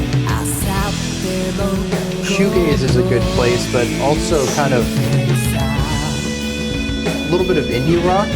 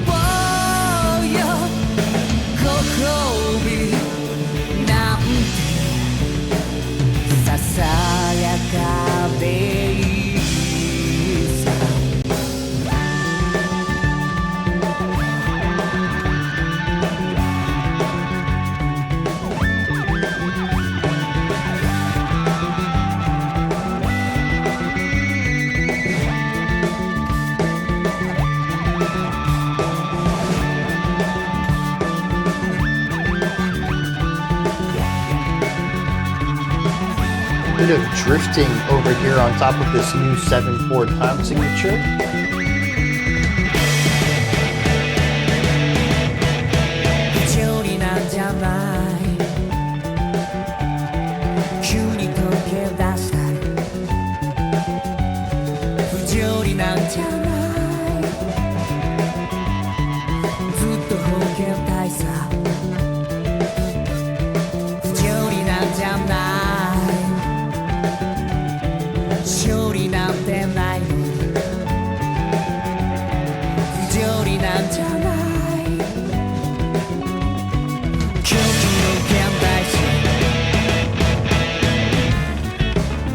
I'm sorry, what?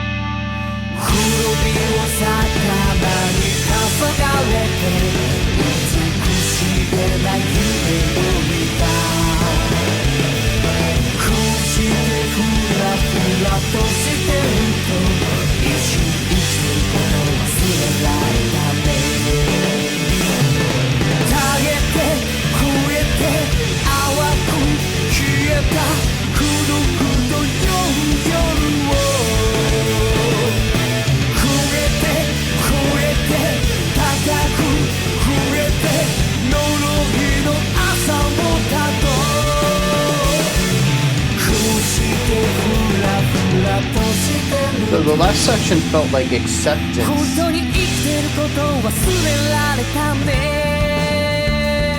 And this sounds like it wants to bring a little bit of joy into the mix.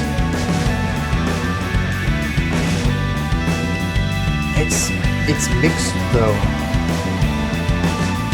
Maybe a little bit of ambivalence, maybe fear of happiness.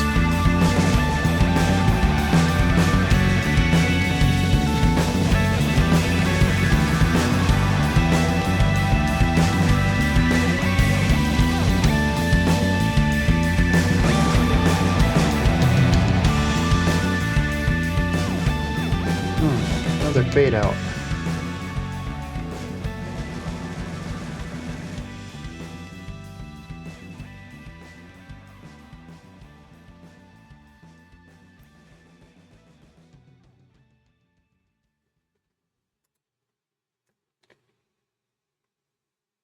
Disc 1 is complete.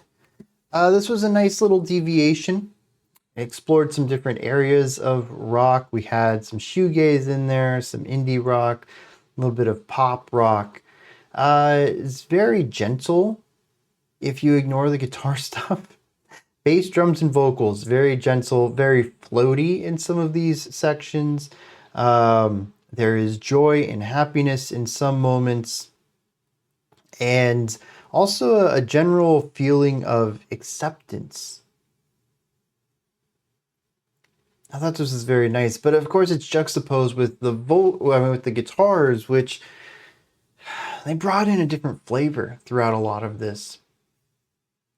They typically were a bit antagonistic and introduced a darkness to every element of this track. There were a couple of places where for a moment it leaned into something ceiling shattering, where it kind of elevated the power and strength that the vocals were leaning into. But for the most part, because of the sharpness of the tone itself and some of the darker dissonant ideas that they wanted to play around with, it seemed to drag the song down from the heights that it was trying to reach and pull it back down to the middle of the road area that it was trying to escape from. I find this to be really interesting. This duality can be excellent at exploring people who want to tell stories of feeling trapped, of clutching victory from yourself and not allowing yourself to reach that. This feeling of getting close to what you want only to miss it and fall back far away, losing so much ground that you gained along the journey to get there. I find that really interesting. By the end of the track, it feels like it wants to have some sort of, it's not closure, but it is a lukewarm joy, a type of happiness that isn't overstated. It's barely stated at all, but it is present. I find that really interesting. I don't know what they're trying to say with it. Maybe the lyrics will gesture towards something that I can use to understand this track better. But I do think, generally speaking, this ends up working much better for me than some of the other tracks. And I think part of that is just contrast. This is a much lower vibe, less energy, less dense, less rhythmically overpowering, less harmonically overpowering than most of the other songs we've listened to. And like I mentioned earlier, it kind of sets itself in the same realm that Dischord did, in that it is a vibes track more so than a riffs track. And I like that. I still think Dischord is my favorite from a purely sonic and enjoyment level, but I think Nirvana hits on something more emotionally deep and complex, trying to say something a little more than Dischord did. But Nirvana also wants to have its cake and eat it too, and so we end up with these wild guitar ideas going from the hazy, distorted shoegaze atmosphere of the opening into a more earlier metal sound on this guitar solo, bringing in some bluesy ideas into an aggressive, distorted tone, and then flipping back. And then to the aggressive, and then flipping back. And then to the aggressive, and then we stuck with the aggressive and entered into an electronic guitar-driven jam session, which, why? What was it doing? There's no harmonic ties to where we were. The atmosphere is completely shifted. There's no melodic ties. We're not having any sort of tie backs to where we have been. It sort of just happens. The quick flip until we're just left with one. And we do this for a while and then come back to something that's a bit more anthemic. And I suppose in a sense, this energy pushes into that, but it also feels like a dip because of the heights of this more driven, energetic, louder rock section. When we pull things back to the moodier side, harmonically, we're looking at something that is more joyous than anything else in the track, but energy-wise, it feels like a dip. It feels like we've failed. We've pulled back from a height that we were, and then we will fall again, heading into the outro of this track. It feels wild. I really hope the lyrics are about reaching for something, just barely getting to it, but missing it ultimately, and losing so much progress in your journey to achieve this, because that's the only thing the music says to me. And falling back into that moodiness makes a lot of sense. And having your emotions swing so wildly from joy and elation into a type of acceptance makes sense too. Because otherwise you just have a track that hits its peak in the middle and the fade out isn't the most exciting part. It sort of just is. And normally I'm not a big fan of a fade out, but if you accept that this mediocrity is where you're going to be, you tried to reach greatness and failed, the cycle continuing forever, the song fading out and remaining in this mood, this acceptance mood forever, tells us something about this character in this story. That's the best read I have on this, because otherwise that guitar solo section makes no sense at all here. And then I'm just very confused about why we peaked so early in this track.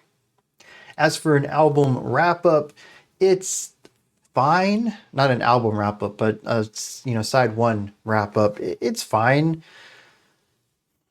It does bring the energy down. It presents a nice intermission. It doesn't feel like we're still at a 10. We've brought it down to like a 6 or a 7, and this feels like a nice point to get up and flip the vinyl over and see the next side. Now, granted, I'm not going to be doing that. This is all digital on my end. As far as I'm concerned, it's just going to play the next track.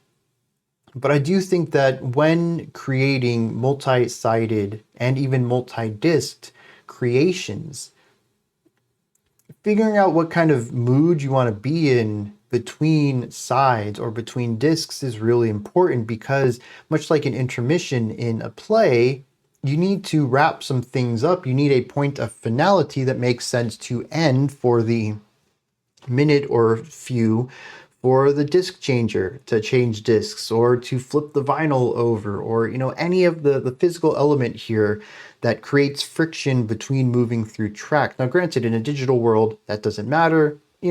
Technically I'm just going to track 10. But I do think that if you're going to do something like this, it really makes sense to look towards the idea of an intermission, how stories will kind of bring the energy down while still leaving some things open-ended. You want to move on, but taking a break here works too. And I think this track does a great job of bringing the energy down in a way that does create a bit of an end to this journey, while also leaving us open to dive into what's next. I'm going to check out some lyrics for this one. I wonder if this isn't another track reminiscing on old times. The first two stanzas talk about ignoring responsibility in order to sleep and have fun and just do whatever you want.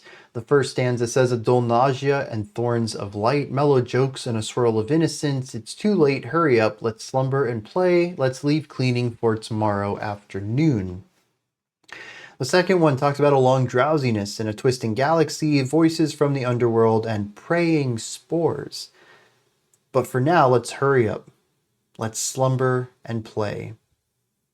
Then it says, isn't it absurd? Suddenly melting away. I want to stay stunned forever. There's no victory, the madness of modern history.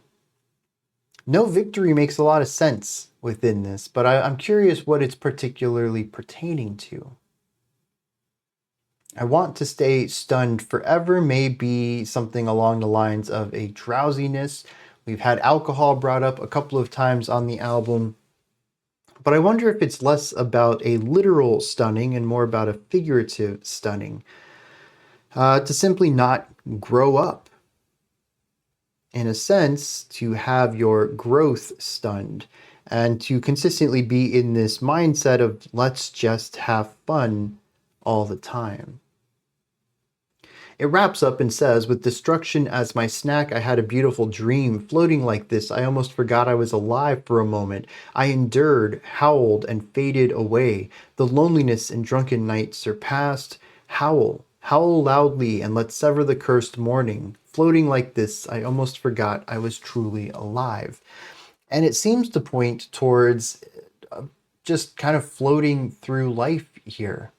Not necessarily swimming in any particular direction, but just going with the flow, seeing where life takes you. It is about putting your responsibilities off, not having any specific goal other than making it to the next morning and spending most of your time having fun. Eventually, you're going to have some goals in mind, but for right now, it just is. And I think that line, I almost forgot I was truly alive, is double-edged. On the one hand, it probably is talking about how excited he is living life like this, as as fun and lighthearted as it is. You just go out, get drunk, sleep, wake up drowsy, play. It feels like you're alive, but without any purpose or end goal. Are you alive? And I think the other way to read this is that just floating through life, he almost forgets he's alive at all. There's no purpose to the life. I don't know which way to read that because the rest of it doesn't really lean any way in particular. It presents things matter-of-factly.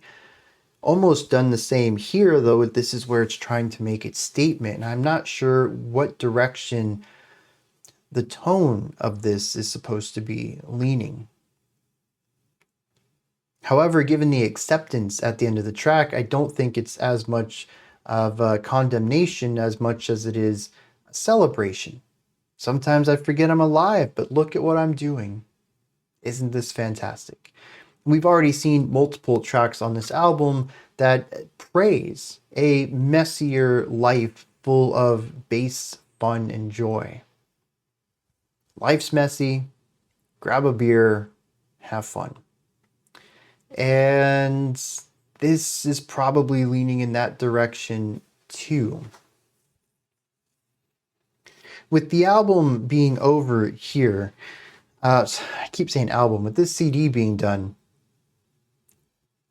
I'm not enthused about it. A couple of standout tracks, a few standout moments. The bass line is consistently sick. I find myself dancing and grooving with it, but every time that I'm really enjoying myself, something comes in and interrupts my fun. Which I suppose is also parts of the theme on this too, so it is artistically solid in that direction. But I do wonder how much more they can do with this. I'm curious where they're going to take this unlucky side, which all the songs seem to be fairly positive about, and transition into a lucky idea, whether that be lyrically or musically. But I will say that I'm not really connecting with this album much at all on the musical or lyrical side. I find this slightly irreverent attitude towards life in general and an aim for messiness, which is just not really my deal anyways in life or in music, that there's just not much for me in particular. And I know I've mentioned that about the music in the past, that I'm just not the audience for this, but even on a lyrical side, the themes of this album are not clicking with me either. As I said, I'm going to take a little break here, so you're going to see a little jump cut. I'm gonna take some time off before we dive into CD2. Nirvana was a nice bit of a refresher, so I might not take as much time as I thought I was going to need, but I don't know if I could do another 30 minutes of most of what side 1 was. All right, on the lucky side, we're going to kick this off with instrumental 2, and that's going to take us into Hell's Bells, the album version. Both of these are rather short, but the next track after that is almost 7 minutes. We're going to take a moment to talk about these two, even if it's not a lot to dig into. Let's dive in.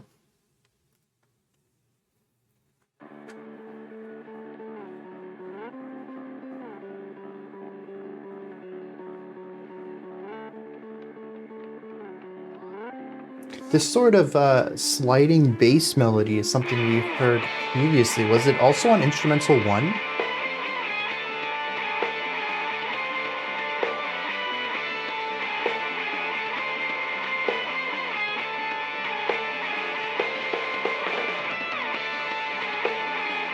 I think we've also heard this groove as well. So they're going to kick it off with a callback.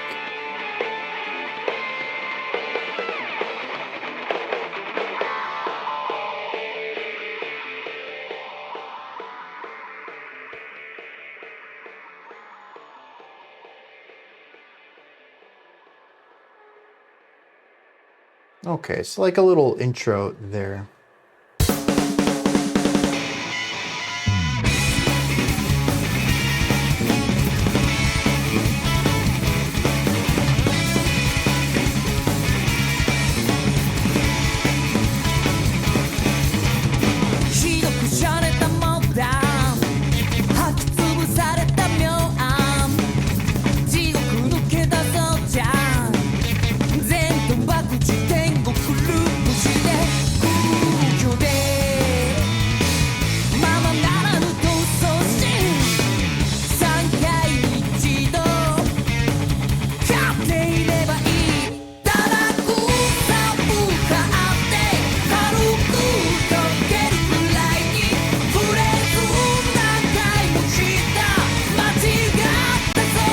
So this one's quite a bit brighter than some of the other sides. The guitar's still doing its thing, but it is poppy. And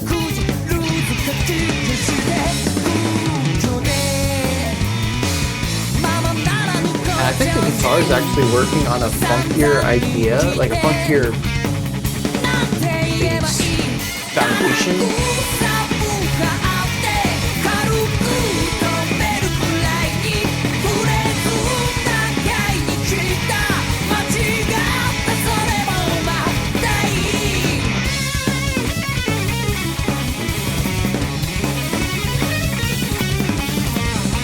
Drummer's going crazy.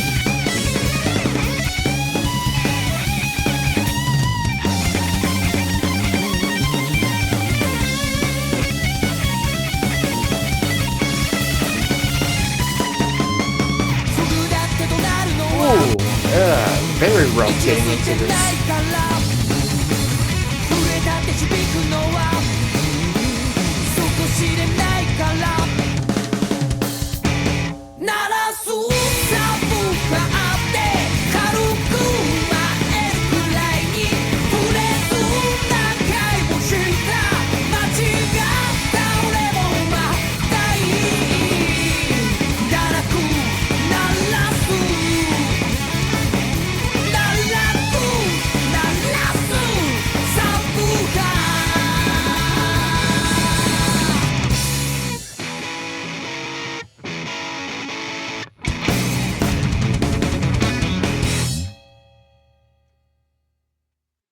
This is an interesting track. Instrumental 2, I'm pretty much just going to gloss over entirely. I'm pretty sure we've heard that idea before, just this time it was brought down in scope, in size, and energy, and volume. I think it had a filter on it as well. Just a way to kind of take the lower energy of Nirvana plus the intermission and then kind of bring us back into the full sound. More of an intro to the CD than anything that's transitory throughout this overall experience. But Hell's Bells is a little bit brighter, a little bit more joyous. It's definitely more into the pop rock realm. Still quite influenced by funky ideas. There's a bit of blues in here too. The guitar takes more of a prominent feature in here as far as working well with everything else. We have a bit of that syncopation. Get those upbeat hits and then the quick bursts of energy at the end of every phrase too. And it, mixed with the higher tones that it has and the more consonant harmony that it's exploring alongside the bass, it does feel like it pushes the song forward. This feels closer to kind of what I expect out of the jazzier pop rock that J-rock tends to sit around. And I do find this interesting because in a way, the rest of, the other disc that we listen to feels unique. It is 88Kasyo's version of J-rock. A little bit of noise, a little bit of extra funk, a little bit of extra punkiness to it. It has that foundation, but they're pushing it in their own direction. This feels a lot more traditional. I'm curious if we're going to see a continuance of this style here. Once again, though, there's a lot of vocal parts to this. They're very rhythmically complex, lots of faster ideas coming out of this. This was a short song, but I wouldn't be surprised if the lyrics to this were just as long as any of the other tracks that were pushing into the 3.5 and 4 minute realm. The drums were incredibly energetic. The bass was syncopated and delightful. This was a good song. Fairly standard in a lot of ways. The guitar tone still just a hair bit too aggressive for me, but I think generally it reining in a little bit helped me a lot. But it does end up feeling less unique for them and kind of getting lost inside my general idea of J-rock stereotypes. No different than, coming from the West, a radio rock song coming on. You're like, yeah, that's good. It fits into the zeitgeist of what I think of when I think of radio rock. Nothing about it really stands out, but it does the radio rock formula very well. And that's what I got out of this track. And I think one of the big things is that it doesn't deviate into a metallic guitar solo. That's one of the things that now I'm starting to see is a cornerstone of their style, particularly from disc 1, is creating a funky rock sound overall with a dash of blues in there and then injecting metallic ideas, which I even mentioned at the beginning. I didn't know if I should put this in punk, rock, or metal because it has little spices from all of them. This one, I think, mostly pushed the metallic elements out of the scope entirely. Let me hit some lyrics for this. This song continues the themes of living life to the fullest. It says at the beginning that life is an endless escape of zen and gambling, a loop of heaven, empty and uncontrollable. It's fine if I only win once in every 3 games. It says that life is sort of empty with uncontrollable ambition, but what can I say about living a life to the fullest? With a subwoofer in the abyss, I played a difficult phrase so much that I could just fly. It's fine if I make mistakes. Once again, doing everything you can, living life unabashedly, doing what makes you happy, taking the risks to live life to the fullest, not playing things safely. And if that means that you end up getting burned more often than you end up winning, that's fine in the narrator's eyes. The phrase, it's fine if I make mistakes, shows up multiple times, and I think that really is the key phrase for the entirety of this track. Now, as I mentioned, we're going to be heading into a lengthy one. I had mentioned earlier that Nirvana was the longest track on this album. That's wrong. This one's 5 seconds longer. It's called The Dark Side of the Moon. Let's see what they're going to do with this title.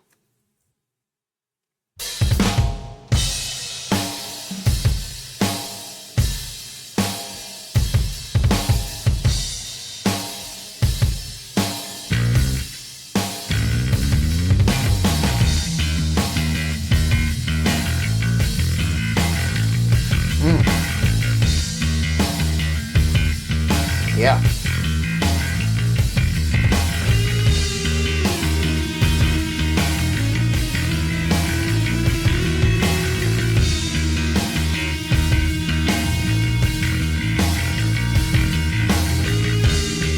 Very smooth, good atmosphere.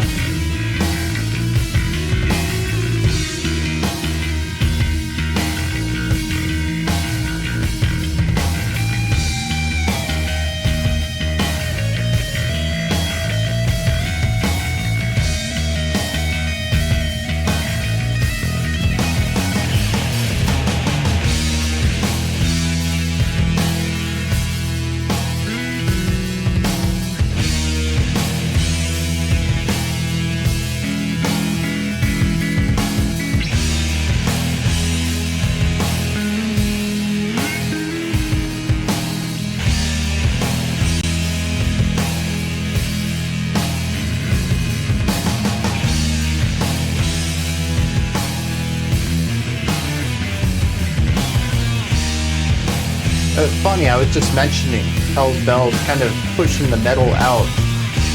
This is very metallic.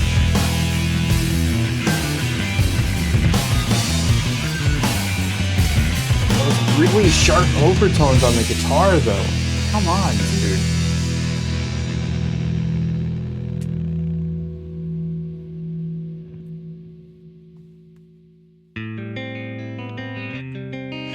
I was gonna say, don't tell me we're just gonna play a completely different song.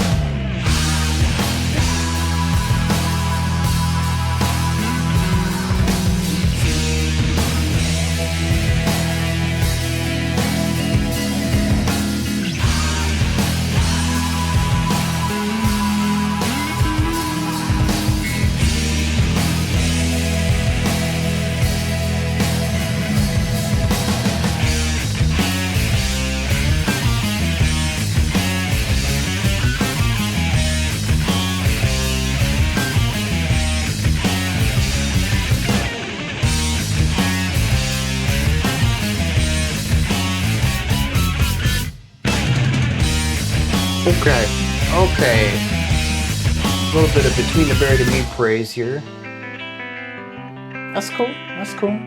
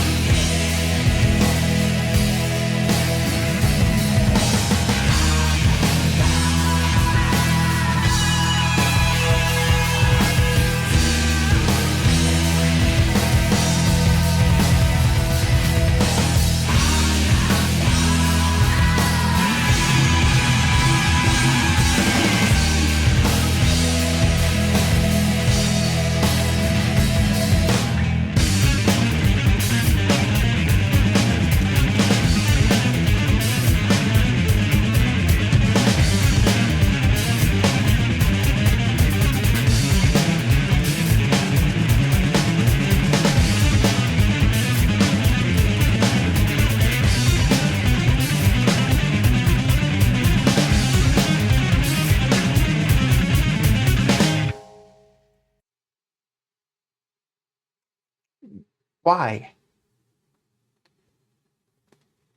I can kind of excuse the more progressive take towards the 4 or 5 minute mark as we pulled back into the second set of vocals. It kind of worked to change things up for the brief moment to act as a reset so we could start the loop again. But here we did something completely different. The purpose of this was to excite. So much of this track is chill. That's the energy of it. It's very laid back.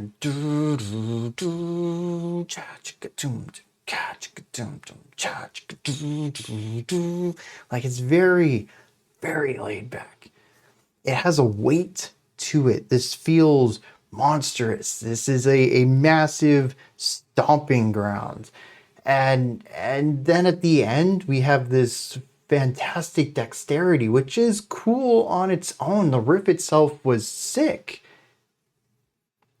But why did we ramp up the energy in the final 20 seconds just to abruptly stop?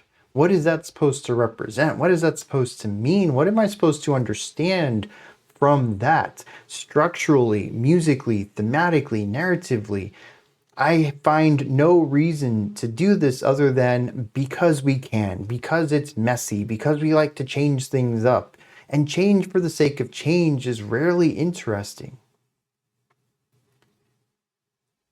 I'd love to hear someone else's perspective on this if you really enjoyed that final 20-second thing, but it almost felt like they didn't know how to wrap the song up, so they did something wild and just said, hey, that's what we are. We're kind of wacky, aren't we? And like, yeah, y'all kind of are, but the wackiness has meant stuff in the past. It's been noisy because your tracks are about noisiness. Now, maybe this song is about, look how wild we are. We do weird stuff, in which case, you know what? I'll rescind my comments about this ending here. But it doesn't make sense from a musical perspective. It doesn't make sense from a narrative perspective of what I understood the song to be about. It just kind of randomly happened. Every time, dude. Every time. It's like they're running towards the finish line and they're in first and they look back and they're like, well, this can't happen. And they purposefully trip themselves. This is an incredibly solid track right here. I absolutely love this. It's cohesive. It still has their signature noisy elements to it. The guitar gets to do some crazy stuff, but it makes sense within the context of everything else. The bass gets to do cool things. We get a sick guitar solo throughout this. It is groovy. It is catchy. It's not necessarily poppy, though, which I find to be an interesting turn. This is kind of veering into the realm of doom metal. Slower tempo than anything else we've heard, other than maybe Nirvana, which was track 9, the final track off the other CD. And it's very heavy and groovy. There's a weight to all of this, a calculated component that I can't really say has been anywhere else. This has been a song or an album so far that's been rather frantic. There is a calculated nature to some of it, and then other parts feel improvised, like the guitarist is on a constant jam session while the rest of the band's playing pre-composed music. Here, though, everything works cohesively. Everything is there to support every other thing. Even the movement into the more metallic guitar solo, where the guitarist chooses to color outside the lines a majority of the time of it, still feels calculated and controlled. It's an exploration of a sister key rather than just playing random notes entirely for the sake of noise. It creates a division, a friction between itself and the vocal melody, which dominates the other part of this song. It all comes into focus because there is a shared language, at least in parts of the harmony. While the guitar might choose to go in this slight different direction, it's still alongside the vocals this direction. They still share a core foundation despite deviating in places where the guitarist chooses to color outside the lines by choosing notes in a similar but slightly different key. It all matches this feeling of something large and antagonistic monitoring, looming over the song itself. Yeah, dude, this works. And, you know, on a subjective level, this is also another atmospheric track. It's no surprise that this one clicked for me a little more, but this is also the moments where I find that they're the most cohesive in their writing. That's not to say that their riff work doesn't work. In fact, I think many of their riffs are very cool. Lots of energy, lots of movement, and if you like fast, quickly played, technical riff stuffs, yeah, I think you're going to be at home with this album because the riffs are solid. But for my money, I tend to look at themes, emotional stories, how things connect. This song has all of that, and consistently throughout this album, the tracks like Nirvana and Dischord, the ones that are more atmospheric, tends to be the ones that have more cohesive thematic ideas going on in them too. Lyrics. Not a lot to this one. You act like you're going to betray me, so I'll betray you too. You're a monster. That's it. That's all of it. There is strife there. If I really wanted to stretch out some stuff that I had mentioned, maybe the vocals and guitars being in slightly different directions, could explore the strife that the lyrics are going towards. Otherwise, I don't really see much of the music in here. You're betraying me, so I'm betraying you, and you're a monster. It's not chill, laid back, doom, ominous, something looming over. Well, maybe the betrayal looms over the narrator. I might be able to see that angle. This is interesting, though, because a lot of the lyrics so far have been about support, sometimes being lonely, but other times having friends to go through the journey of life with. Not so much in this one. This is the first time we've seen really a negative take on things, which is interesting because it's on the lucky side of the album. Don't quite know how to reconcile that yet, but we'll get some more thoughts in here as more sounds come into my brain. Let's dive into Dusty Springfield.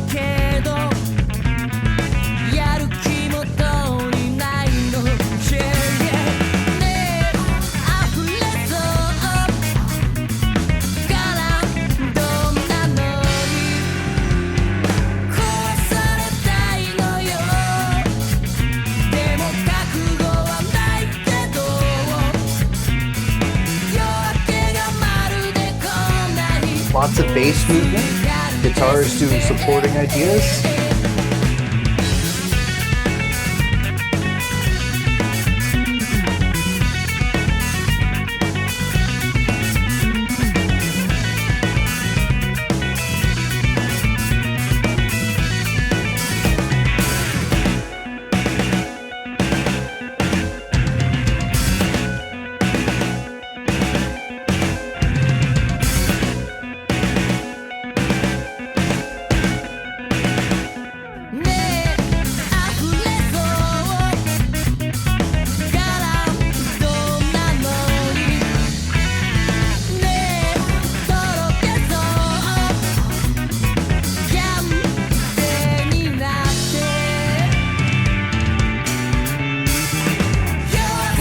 Nice little drum fill there. Also, I'm loving all of the slightly open hi-hat work.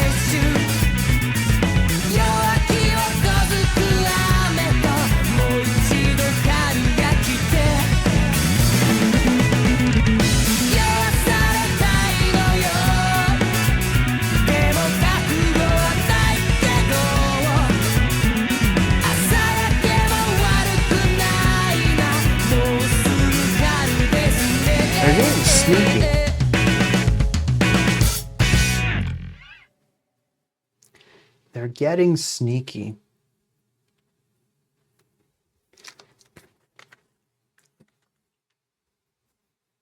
The bridge was not paced well.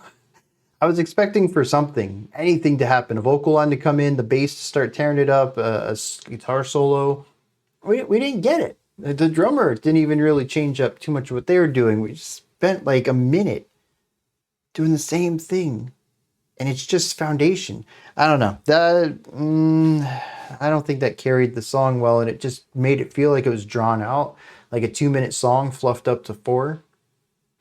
But the thing is, at the end of the day, I really enjoyed the chorus to this. A super catchy vocal line. I think if there's any song in here that I'm going to be humming after I'm done listening to this, probably going to be this one. The chorus to Dusty Springfield. This is very good. The bass, sick, constant movement. Constantly walking that bass line. We got a lot of eighth notes going on that. Then we have the drums that are kind of straightforward, except when they're not. I think we also have a pretty standard backbeat on this, like we have pretty much the entire album, but there's some really playful cymbal work on this. And so while the snare and bass is fairly straightforward at keeping a standard syncopated groove, we have some very cool melodic passages because of more expressive use of the hi-hat. I really love that. It sounds great. It keeps it moving, but it also keeps it lively. And I think this, with the constant bass work and the catchy vocal work, is a perfect trio. And then I realized, well, there's atmosphere to this too. I checked in. What's the atmosphere? Where's it coming from? Oh, it's the guitars. And I listen to them, and they're just kind of being noisy. Constant eighth notes, odd harmony for everything going on here. I started to figure out why haven't I heard them? The thing is, Dusty Springfield is actually very, very similar to a lot of the tracks from the first CD. The big difference here, though, is that the guitars aren't quite so prominent in the mix. They're creating a sort of drone, this constant movement and humming around and below the song, rather than sharper, more antagonistic riffs above it. But the idea here is still to be a bit harmonically divisive, to push against the core harmony of the song, to make it messy in a more palatable way. And once I realized they were so low in the mix, I really keyed into them, listening to what they were doing, and it honestly kind of ruined my enjoyment of it. The harmonies chosen here just do not work. Everything else about the song is fantastic. And if I was listening completely casually, it probably would have taken me a few listens, maybe 5, 10, maybe a dozen before I even noticed what was going on here with the guitars, but eventually I would have picked it up. I don't know, dude. I will never understand this band's objective for the guitar. Every time they have something incredibly solid, the guitar messes it up. And I guess, on a base level, I understand. It's to make things messy. That's been a very large message of this album. But I'll tell you, man, every time I start to enjoy something, the guitars come in. And this was no different. It just was a little quieter, a little stuffed into the mix. It took me longer to hear that it was there. But in the end, it still was. And I find that really interesting. They're so focused on this. Yeah, so aside from the guitar thing and the pacing thing, again, the usual trifecta of bass, vocals, drums are immaculate here. I really dig what they're doing. Catchy hooks, great rhythm section. Let's check out some lyrics. We have another song about living life to the fullest. This one says that even things that are modern and trendy are outdated. It's embarrassing to laugh at them. It says sometimes it's comfortable to go crazy and to be driven mad. Just let loose and go without the self. Eventually, later on, it uses the phrase, lose your ego. It says, wouldn't you like to burn like crazy here until you die? I didn't quite understand what that meant. Later on, though, to wrap it up, it says, have you ever been completely absorbed in something you love? Day and night, 24/7, all year round, completely absorbed in it. That kind of sense that sharpens you. It's hard to maintain, but it's super important. It's not too late, so let's leave everything here and go wild. But please take care of your family, friends, and yourself. The general idea of, once again, live life to the fullest, chase your dreams, do what you're meant to do, but don't neglect those around you. Allow that focus, though, to sharpen your mind, to burn within that. Start a fire from within and don't lose it. But don't lose the sense of your placement either, which I think is interesting because so much of this album, or at least the first half of this album, to me has been very, I think the word self-centered is not the right word. It carries connotations of a lack of caring for others and maybe a bit of egotism in a more classical sense. But the idea that, you know, you should go get drunk, you should go have fun, ignore your responsibilities. This is life. This is living to the fullest. It's all about me, me, me. And I think this is a really interesting track here because this one continues that same idea. Do what you need to do to live life. But that final line, go wild, but take care of your friends, family, and yourself.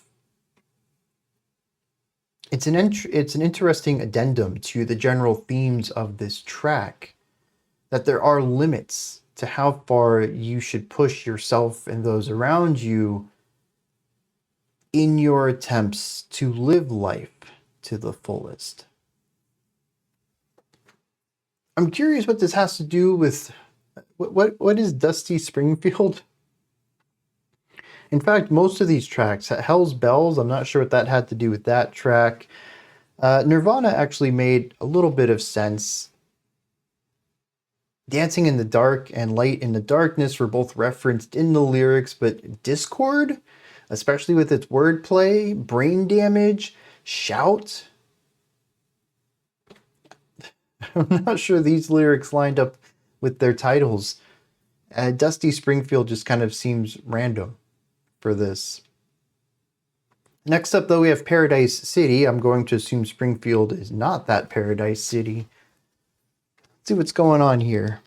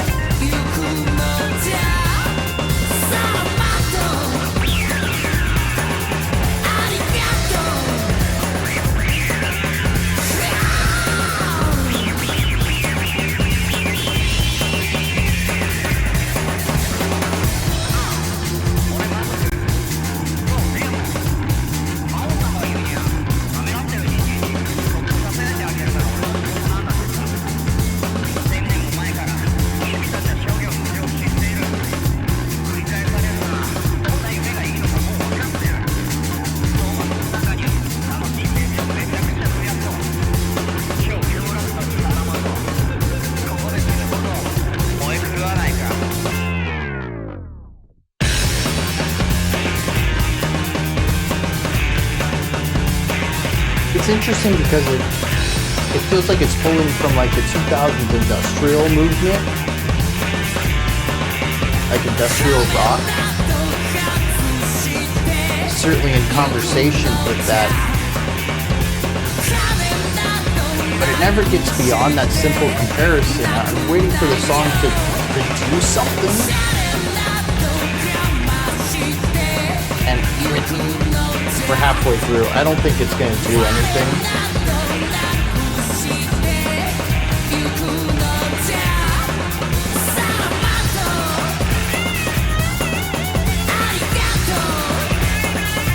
Third time through the chorus, I believe.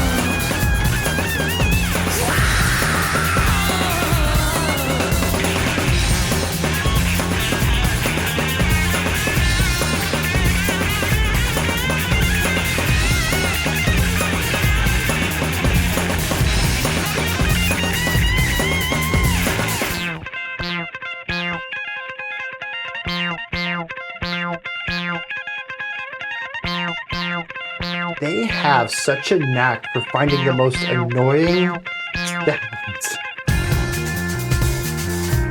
Okay, I'm glad we didn't stick with that. Because the guitar sound at the beginning of this track was... they were going to have two in the same song.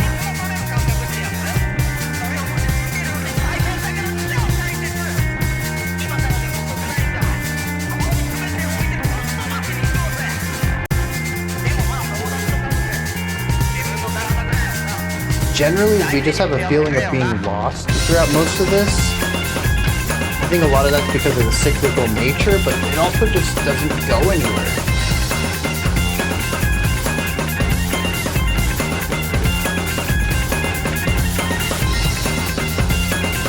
I mean, even this guitar lick, it doesn't develop, it doesn't change with the bass, it just is.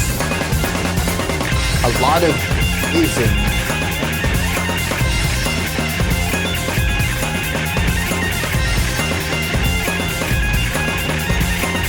This is certainly no paradise city of mine. I'll be avoiding this town.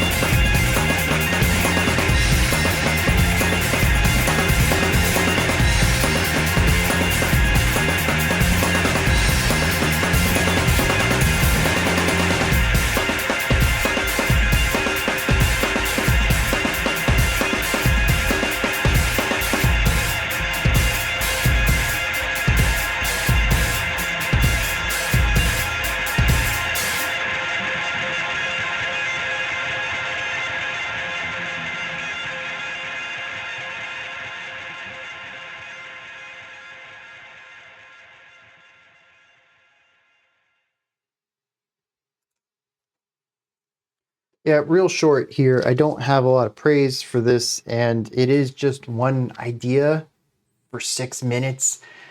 There's not a lot to dive into on it anyways. The specific beat, even I'd say that the tone of the drums, the bass pattern rhythmically in here, a lot of it reminds me of stuff from the 2000s, particularly, I think, for some reason, parts of the Matrix soundtrack.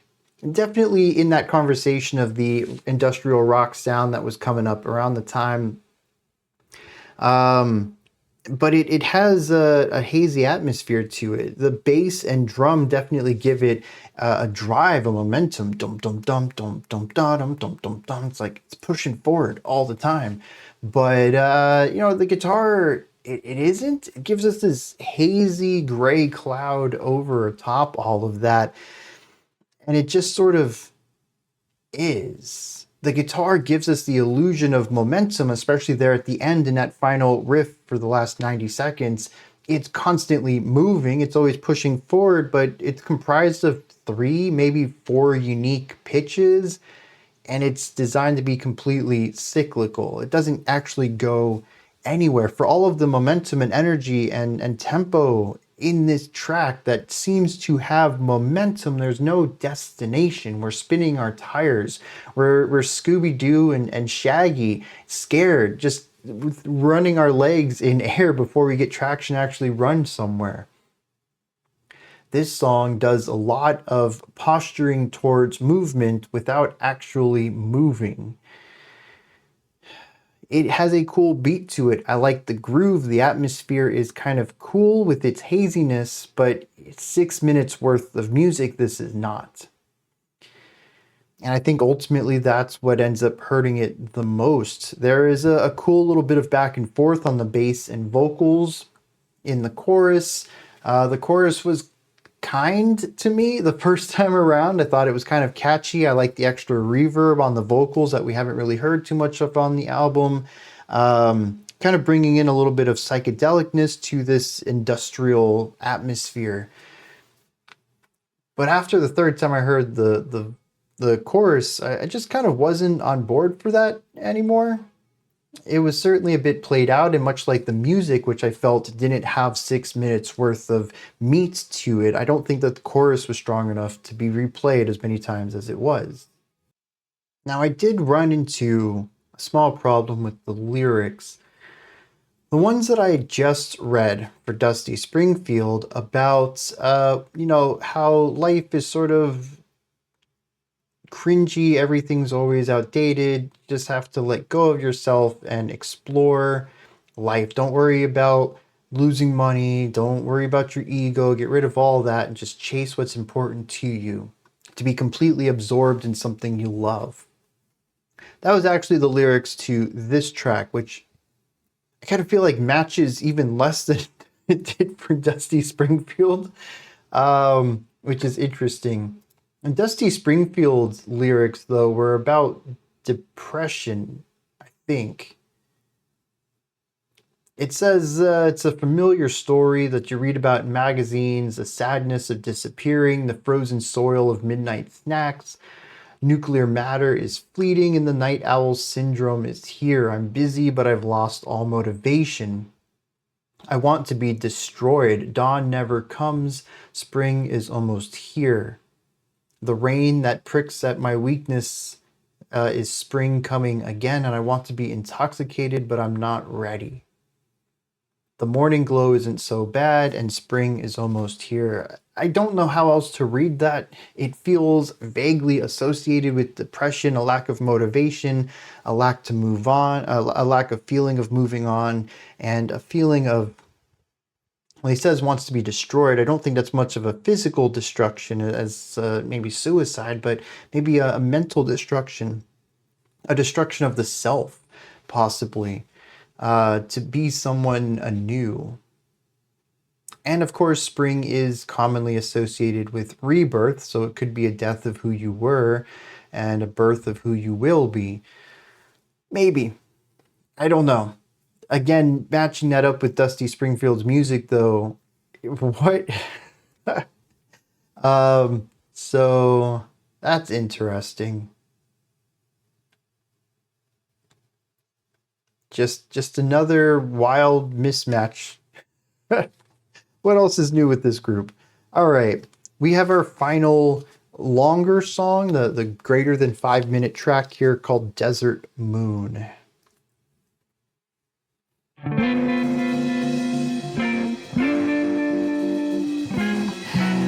Why is this already kind of psychedelic? This is kind of, I mean, it's crunchier, harmonically noisier than I would expect, but for a song called Desert Moon, this is kind of close to what I would expect.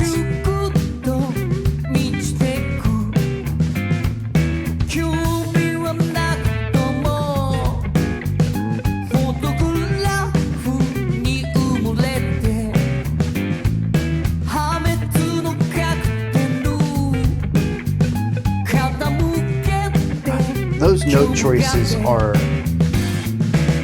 something else, otherworldly.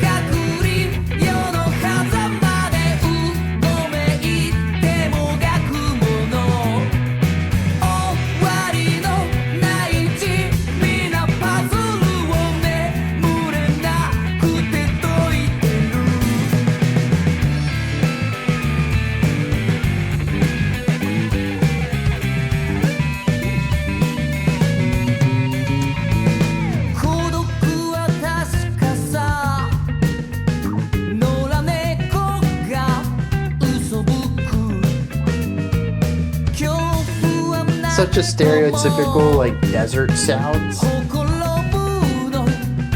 Cute scenes of sand, orange color grading, sun.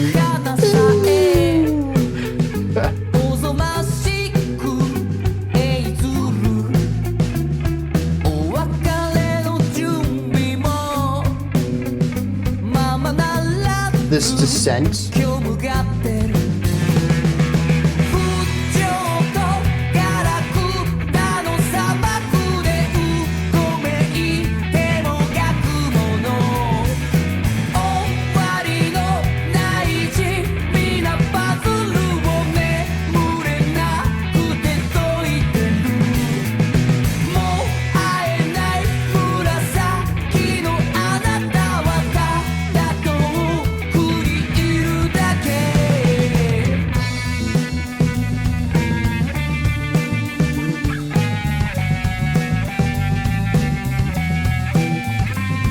There's just no directionality to this melody.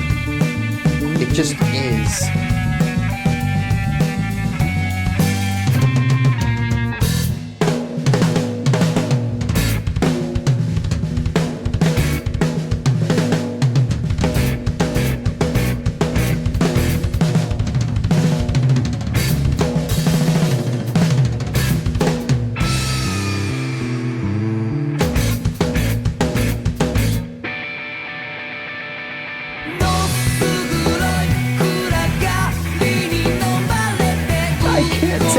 Anymore. Why don't these songs make any sense?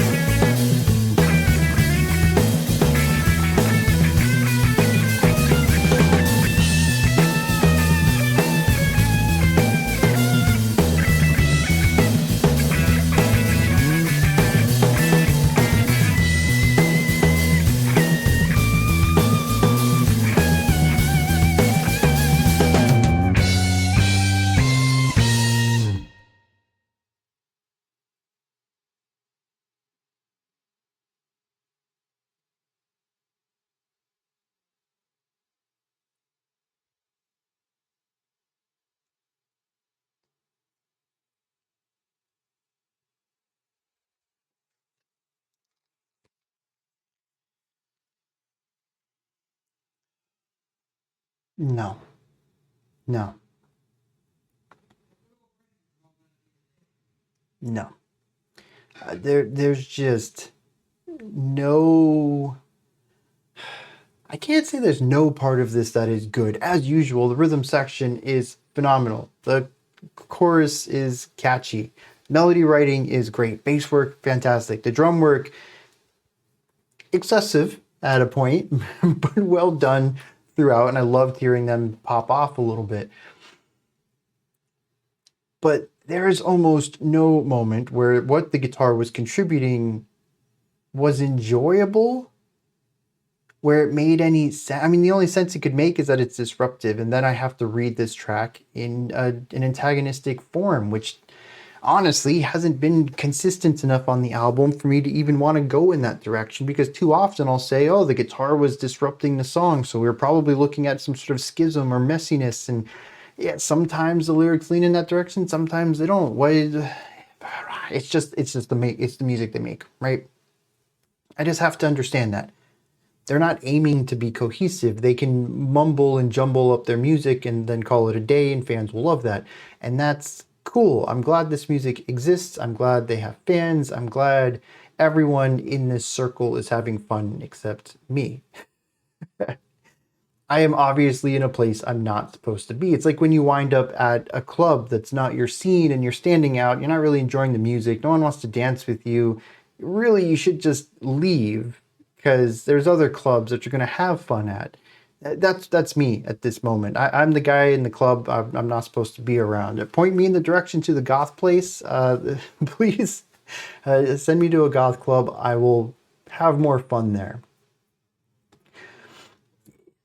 And that's just me here. I understand there's an audience for this, but golly, dude, I think this is my most.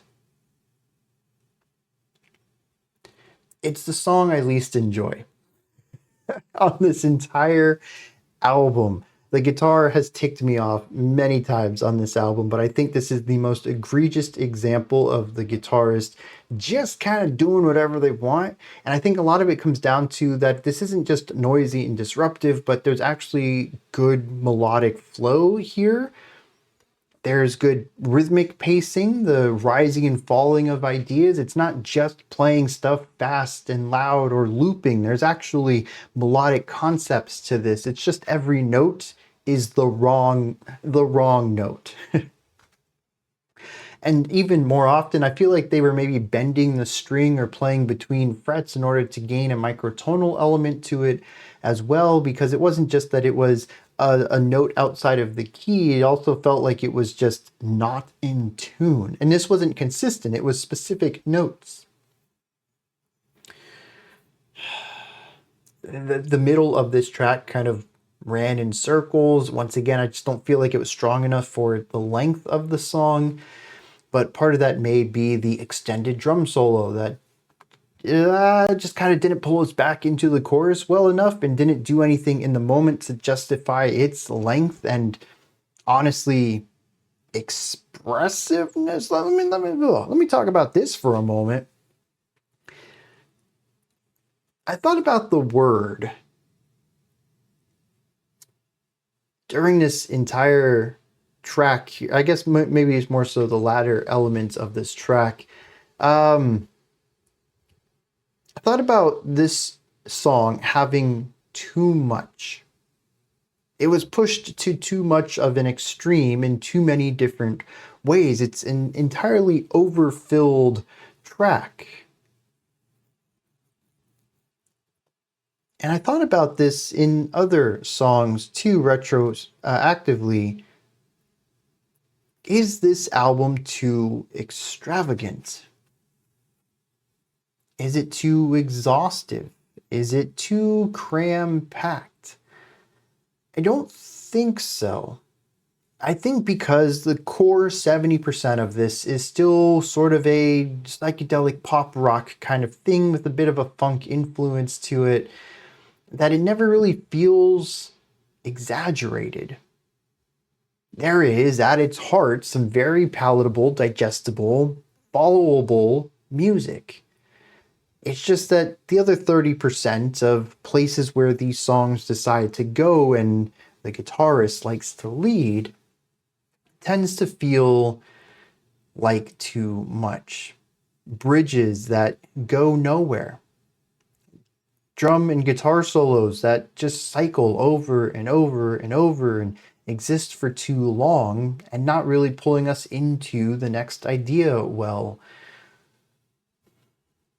Focusing on noise in places to chop up or maybe divide between more palatable sections.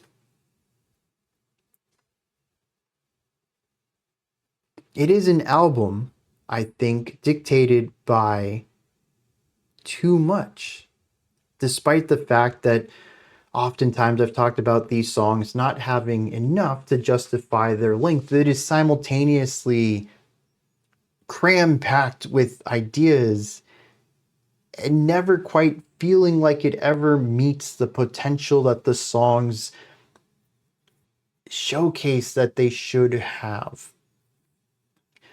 I feel like at this point, we only have 4 tracks left. I've heard a majority of this. I will be very surprised if anything in these final 10 minutes surprises me and does anything that deviates from what I've heard elsewhere on the album.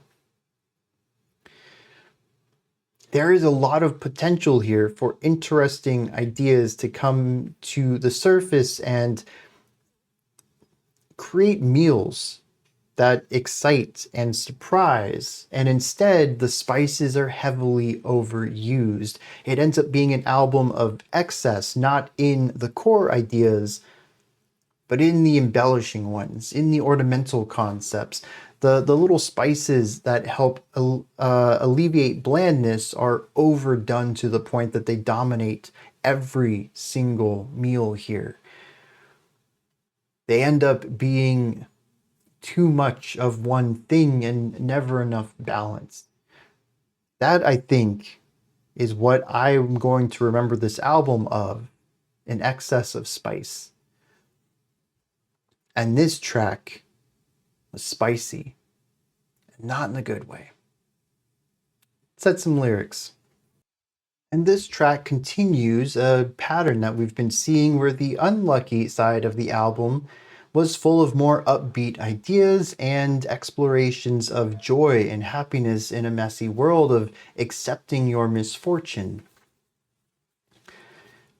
This side, not so much, which is bizarre. We've experienced more dense songs, heavier atmospheres, looking at atmospheric tracks in general, dominating this side of the album, while also looking at lyrics that are heavier, not so optimistic about things. I'm curious then why the album or the CD names are as they are, with the positive side being unlucky and the negative side being the lucky side. This one is about depression. It says loneliness is certain. Even without fear, they bloom, crumbling. Gentle flowers appear hideous. I'm unable to prepare for farewell, and I feel empty. Some days I'm swallowed up in the dark and unable to move, but messing around with my skull makes me feel a little better. It's an unpleasant pain. I'm worried about the weekly depression, and I'm floating alone in my sickness. I think that generally matches the energy of Desert Moon. It is a song that is not palatable. It is not positive. It is not fun to be within, and I think generally speaking the lyrics embody that, focusing on someone lost in depression and finding it difficult to find positivity in their life. I think the excess use of dissonance in here really leans into that. It's interesting then that the blueprint of the music hasn't changed much. Sick, funky bass lines, syncopated drum parts, catchy vocals, noisy guitar. That can be used to describe Desert Moon. It can also be used to describe Dancing in the Dark and Brain Damage and Shout. The other tracks use the noise, I believe, to showcase the positivity of messy lives, that no one's perfect and we should embrace the noise and chaos of living. Here, though, the messiness of the guitar is used to portray negative elements. Primarily what we've seen on these tracks is betrayal and depression.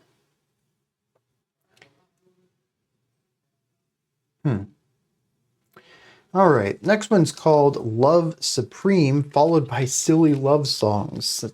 Interesting titles to run back to back. Let's kick it.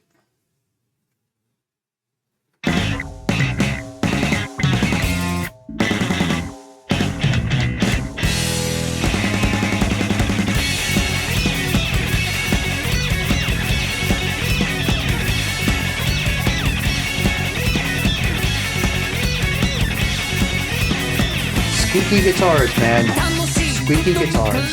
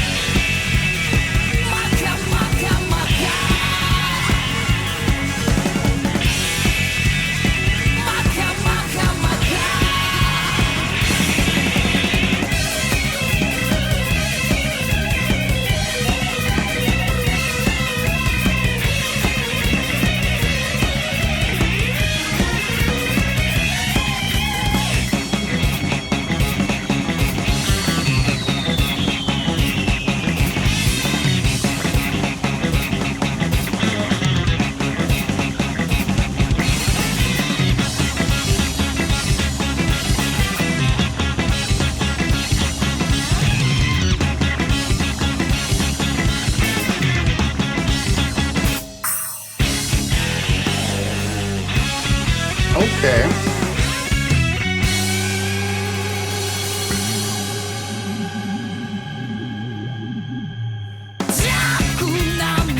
I was about to say, are we just going to go back to what we were doing?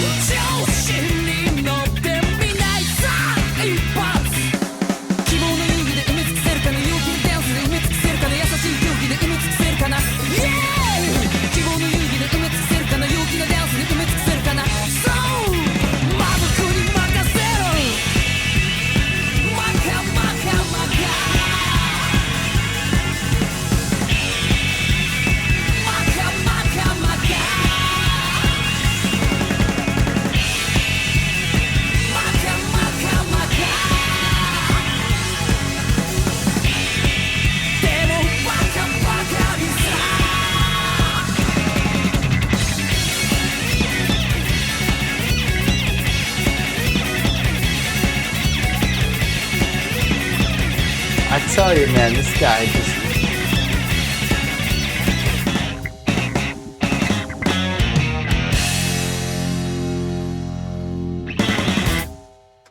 I'm just gonna keep it rolling.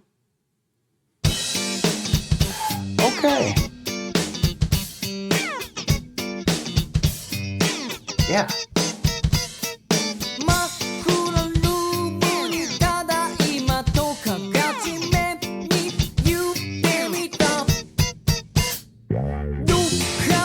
Felt that coming.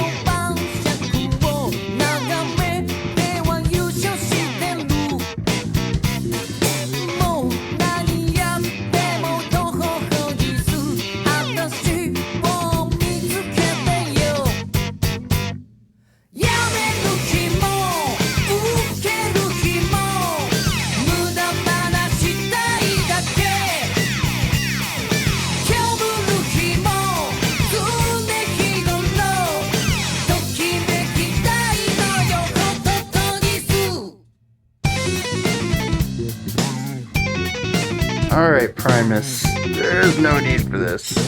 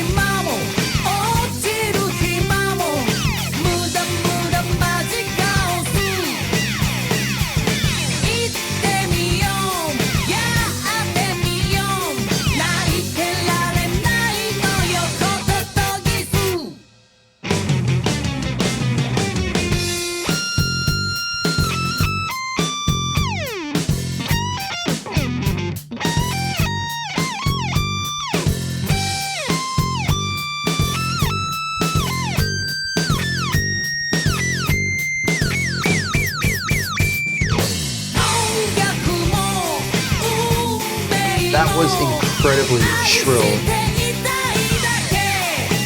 A fine solo on paper. Why is the production that way though?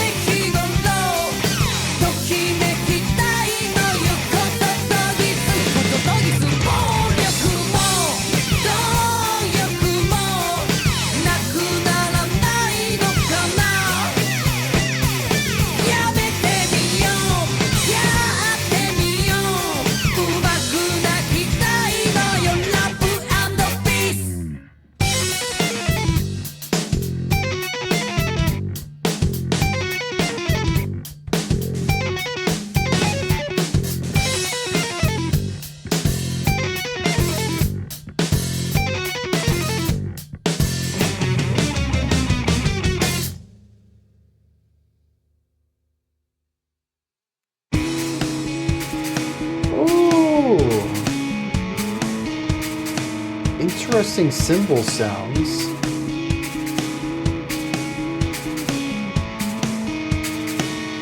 The snare is more prominent than it's ever been. I'm not sure what's up with that. The bass is quiet despite carrying. Inverted. Why? Why do they do this to me?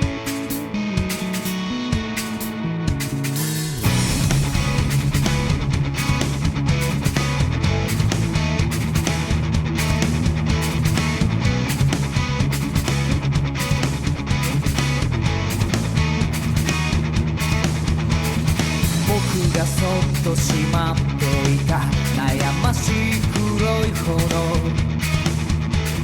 君が上手に描いていたおぞましい淡い模様思うことまで消し去りませんように Different flavor of rock here. Ignoring the drum production.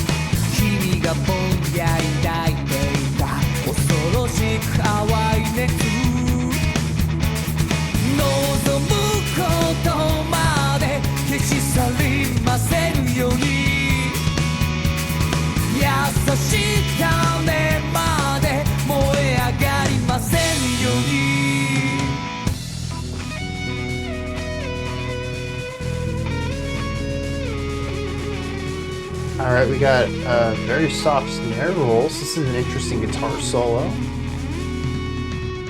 I'm afraid for what's coming after this. It feels subtle and soft.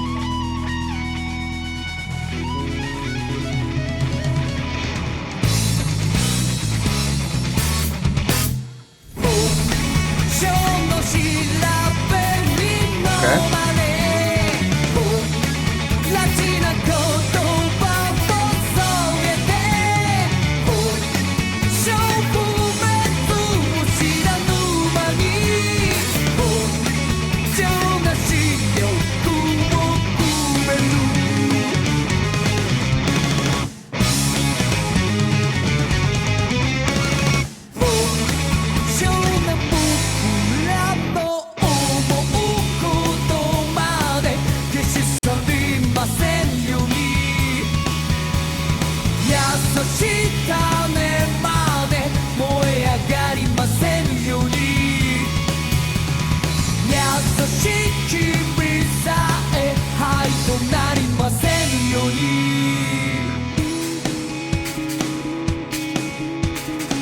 Yeah, I mean, this has some strange production choices to it, but overall, I think it's a solid track.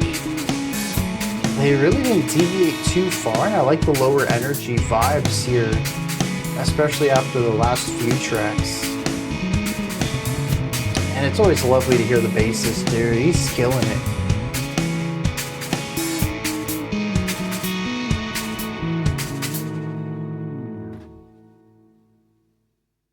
Last track's just 2 minutes. Let's finish this up.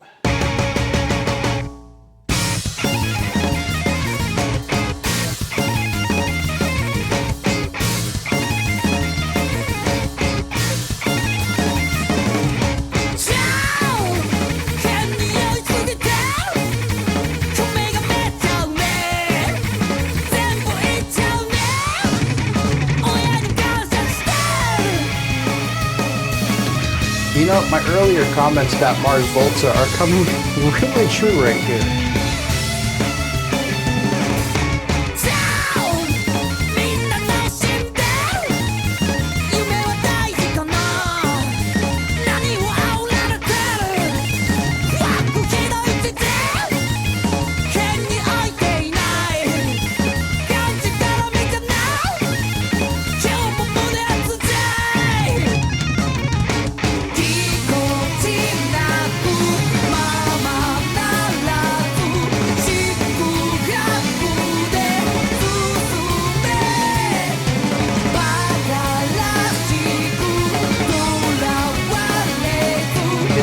Is wild, but I'm loving this vocal work.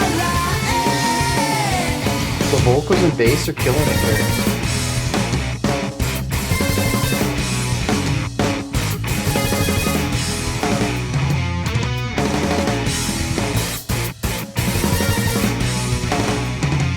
The melodic drum work's really nice.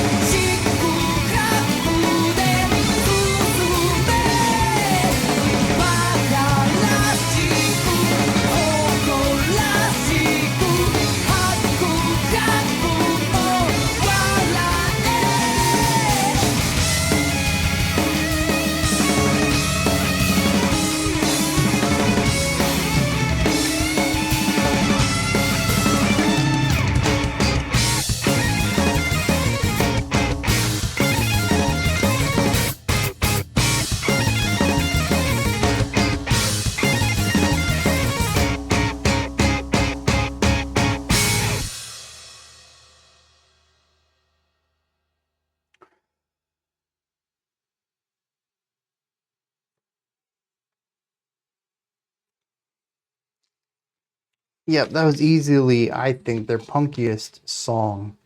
Really leading into a strong post-hardcore direction, and I honestly think I might have enjoyed it if not for the general production on it. I'm still just not a fan of the guitar tones, dude. They are too shrill, too sharp, too cutting, and maybe it isn't even necessarily that I want the sound molded too much. Like I explained earlier, it could just be reducing the offensive overtones in some of these guitar tones. And the thing is that every song kind of has its own guitar tone to it, and that helps give each of these tracks its own sonic identity. And I think that's pretty cool. This is one of the things that I think a lot of bands can learn from is to craft your sound not for a specific sound like a lot of metal bands do. You build your signature tone, but to build a tone that fits the emotion that you're going for, the story that you're trying to tell. That certainly works better for some projects than others, but it is something I'd like to see kind of take off a lot moving into the future. Maybe that'll be one of the next things that metal and rock does. Actually, I guess radio rock definitely builds around that. And alternative metal, I think, plays around with that a little bit. So the more mainstream stuff definitely does. But I feel like when I think about Cryptopsy, when I think about Metallica, when I think about Opeth, I think about very signature tones. They might have a clean and a clean reverb and a lead and a rhythm, different sounds for different roles that they might be in. But, anytime that they need something a bit more somber, they're always going to put on the same reverby clean. Anytime they're going to play a solo, it's going to be the solo tone. And it's more about crafting for the role than for the story, for the track. And I think that's one thing I really enjoy about this. Even if most of the tones themselves are quite offensive and painful to listen to, for me personally, I enjoy the thought that was put into it. So that was pretty neat. And overall, I've got to respect the musicianship on display. I mean, the guitar work on this album is consistently solid. It's consistently weird. It's very, it's 88Kasyo. I think that's the only way I can put it. They take noise rock to another level, and noisy guitar riffs to another level. But despite that, I could still tell there's a lot of musicianship going on. There is a lot of unique characteristic going on. I don't think I'd confuse this guitarist for anyone else, even though it's not the tone that I'd be paying attention to. It's the composition style.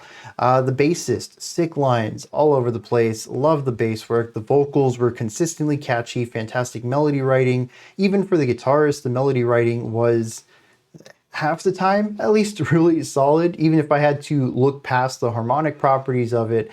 The rhythmic devices, the general flow and pacing and shaping of the melodies tended to be really well done too.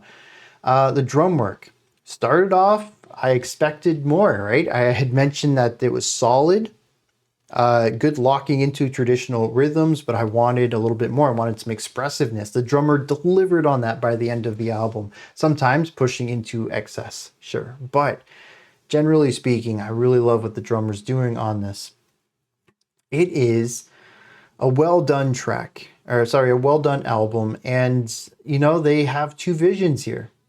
First disc and second disc are very different while still being cut from the same cloth, which is a difficult task to complete. And I think they accomplished it very well. Their vision that they set out to create, I think, is well executed. Not for me, I'm not the audience of this, but I do think that they have executed well on what they wanted. And I don't really see how there could be much compromise in here from their original vision. There's chops on display, there's unique perspectives on display, there's a nice grouping of a lot of different influences all brought together into something fairly unique, while still being in conversation with those things that influenced it. You can hear the blues, the funk, the rock, the metal, the punk in it. But at no point would you confuse this for any of the bands that have influenced this sound in any way, shape, or form. They are definitely themselves, 88Kasyo Junrei. And that's impressive as well. I think it's tough to be innovative while also being iterative, and to have influences that you enjoy listening to, that you want to craft your music around without getting lost in simply replicating what has inspired you. There's lots of bands out there where, hey, they're wearing their influences on their sleeve. This is a Dream Theater influenced band or something like that. And this isn't that. This continues to be unique while still being very clear what type of music inspired them. I suppose let's hit some lyrics for these final four, and then we're going to wrap this video up. A Love Supreme asks if we can take a life full of despair where the fun fades away and souls have been plundered, and fill it instead with games of hope, cheerful dancing, and gentle madness. That's it. There's a lot of the phrase maka maka maka repeated throughout this. That did not get translated, so I'm not sure if that is an onomatopoeia for something, or if it's more of a slang word that means something but not in traditional Japanese. I don't know. That is all over the place on this though. But yes, this song kind of pushes back towards some of the themes we saw on the first CD of hope and positivity. Silly Love Songs is a track about feeling like the world brings you down. That anytime you pay attention to what the world is doing, it just makes you feel hopeless. It says, on days when I'm sick and on days when I'm happy, I just want to make useless jokes. I want to feel excited every day. It says there's no time to get sick, no time to fall. It's a waste of the magical chaos. Let's do it. I can't cry today. I just want to make love. I just want to love music and fate. Even on empty days, I want to feel excited every day. Will violence and greed ever disappear? Let's just stop it. I want to sing well, love and peace. It just says, life brings me down. I just want to make fun music. Why can't life be just that? Why does it have to be full of other garbage? Why can't we all just live peacefully and I can just make my fun music? Dude, I feel this one. I really do. Desire, the penultimate song, I believe, is once again contesting with dang, I just blanked out on the word. Depression. It talks about a troubling black flame that is quietly hidden within. It is skillfully painted, horrifying pale patterns. And he prays that they not extinguish my feelings. May they not ignite even the gentle seeds. It has scorched my nights. It's a terrifying faint heat that I vaguely harbor. May they not extinguish my desires and not even extinguish the gentle seeds. This feeling of, I hope that what this is inside of me that brings me down does not destroy who I am, does not destroy my passions and my goals. The very final line is an additional line. It says, may it not ignite the gentle seas. It says, but not even my gentle soul, may it not be reduced to ashes.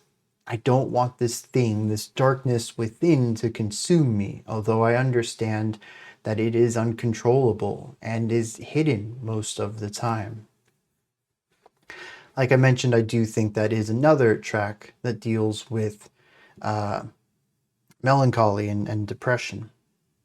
And here we go, a little bit lighthearted, bringing us back full circle to the beginning of this album, touching on the very light themes at the start of focusing on life and not taking it too seriously and just having fun. There's a repeated phrase at the end that says, awkwardly and without being self-centered, I will move forward with all of my might. Like a fool, without being bound by anything, I will laugh at my struggles. You got to be able to laugh at yourself, but you can't allow that to tear you down. You've got to have that commitment to your passions, to your dreams. You got to go for it with everything you got. Now the rest of this track though says, ciao, I'm weirdly drunk. The rice is delicious. I'm just going to say it. I'm grateful to my parents. Are y'all brain dead? Are dreams even important? What are you getting yourself into? Aren't you weirdly old? My heart is pounding again today though. And it's just like the drunken ramblings of someone who is usually more reserved, but a bit looser with the alcohol persuading their actions. And they're just out here talking to people, being a bit awkward about it all, but feeling the fire inside nonetheless. My heart is pounding again today. This leads into, I'm going to move forward with all my might, and I will laugh at all my struggles. This idea of just living your life to the fullest, having fun, being messy, brings us back to that. I do find it really interesting that the lucky side of this album is the one that is heavier, moodier, atmospheric, and generally focused on depression and loss of desire. Whereas the unlucky side is carefree and loose and energetic, noisier, focusing on tension more on the riff side than the atmospheric side. I'm curious what they mean to say through that duality there. And the subversion, I suppose, of expectation. Nonetheless, these are my thoughts on I just lost. There we go. On 88Kasyo Junrei's, what is this track? It's 8+9. I forget. Let's see, do I have it here? I don't. Oh, Hachitasku. There we go. 8+9. All of my pronunciation notes. I thought I was done. I've just been getting rid of them. I was like, no, I need those tabs. They have my pronunciations in them. This was a journey. I am exhausted. It was worth it in some sense. I'm glad I got through it. What about you, though? Did you stick with me through the entire thing? Did you end up skipping around? If you did, no shade. I'm glad you watched the video and were entertained in the sorts that you were. If you only wanted 20 minutes of this, that's cool too. I'm not here to waste anybody's time. But what did you think of this? Did you enjoy it? Is there anything that stood out to you? Anything that you wanted to add on to what I said or correct me on? Do you have your own take, perspective, or opinion on this album? Any of the tracks within it? Any of the lyrical interpretations? Do you have hand-translated lyrics that might shed some insight on some of the tracks that eluded me? I did notice towards the end of the album I was catching on to lyrical ideas a lot more than at the beginning of the album. And I don't know if I was just getting used to the automated translation or used to their metaphorical writing style. Maybe it was just that the opening few tracks were a bit nonsensical. I don't know. But if you have any insight into any of that, please put that and anything else you'd like to add into the old comment section below. Above that, in the description box, you'll find a link to Linktree. It takes you here. You can find stuff above that. Like, subscribe. Y'all know the drill on that. I'll be back tomorrow in the morning, whenever that is. 11 a.m. Eastern Standard Time for a live stream. It's fun. Come check it out if you can.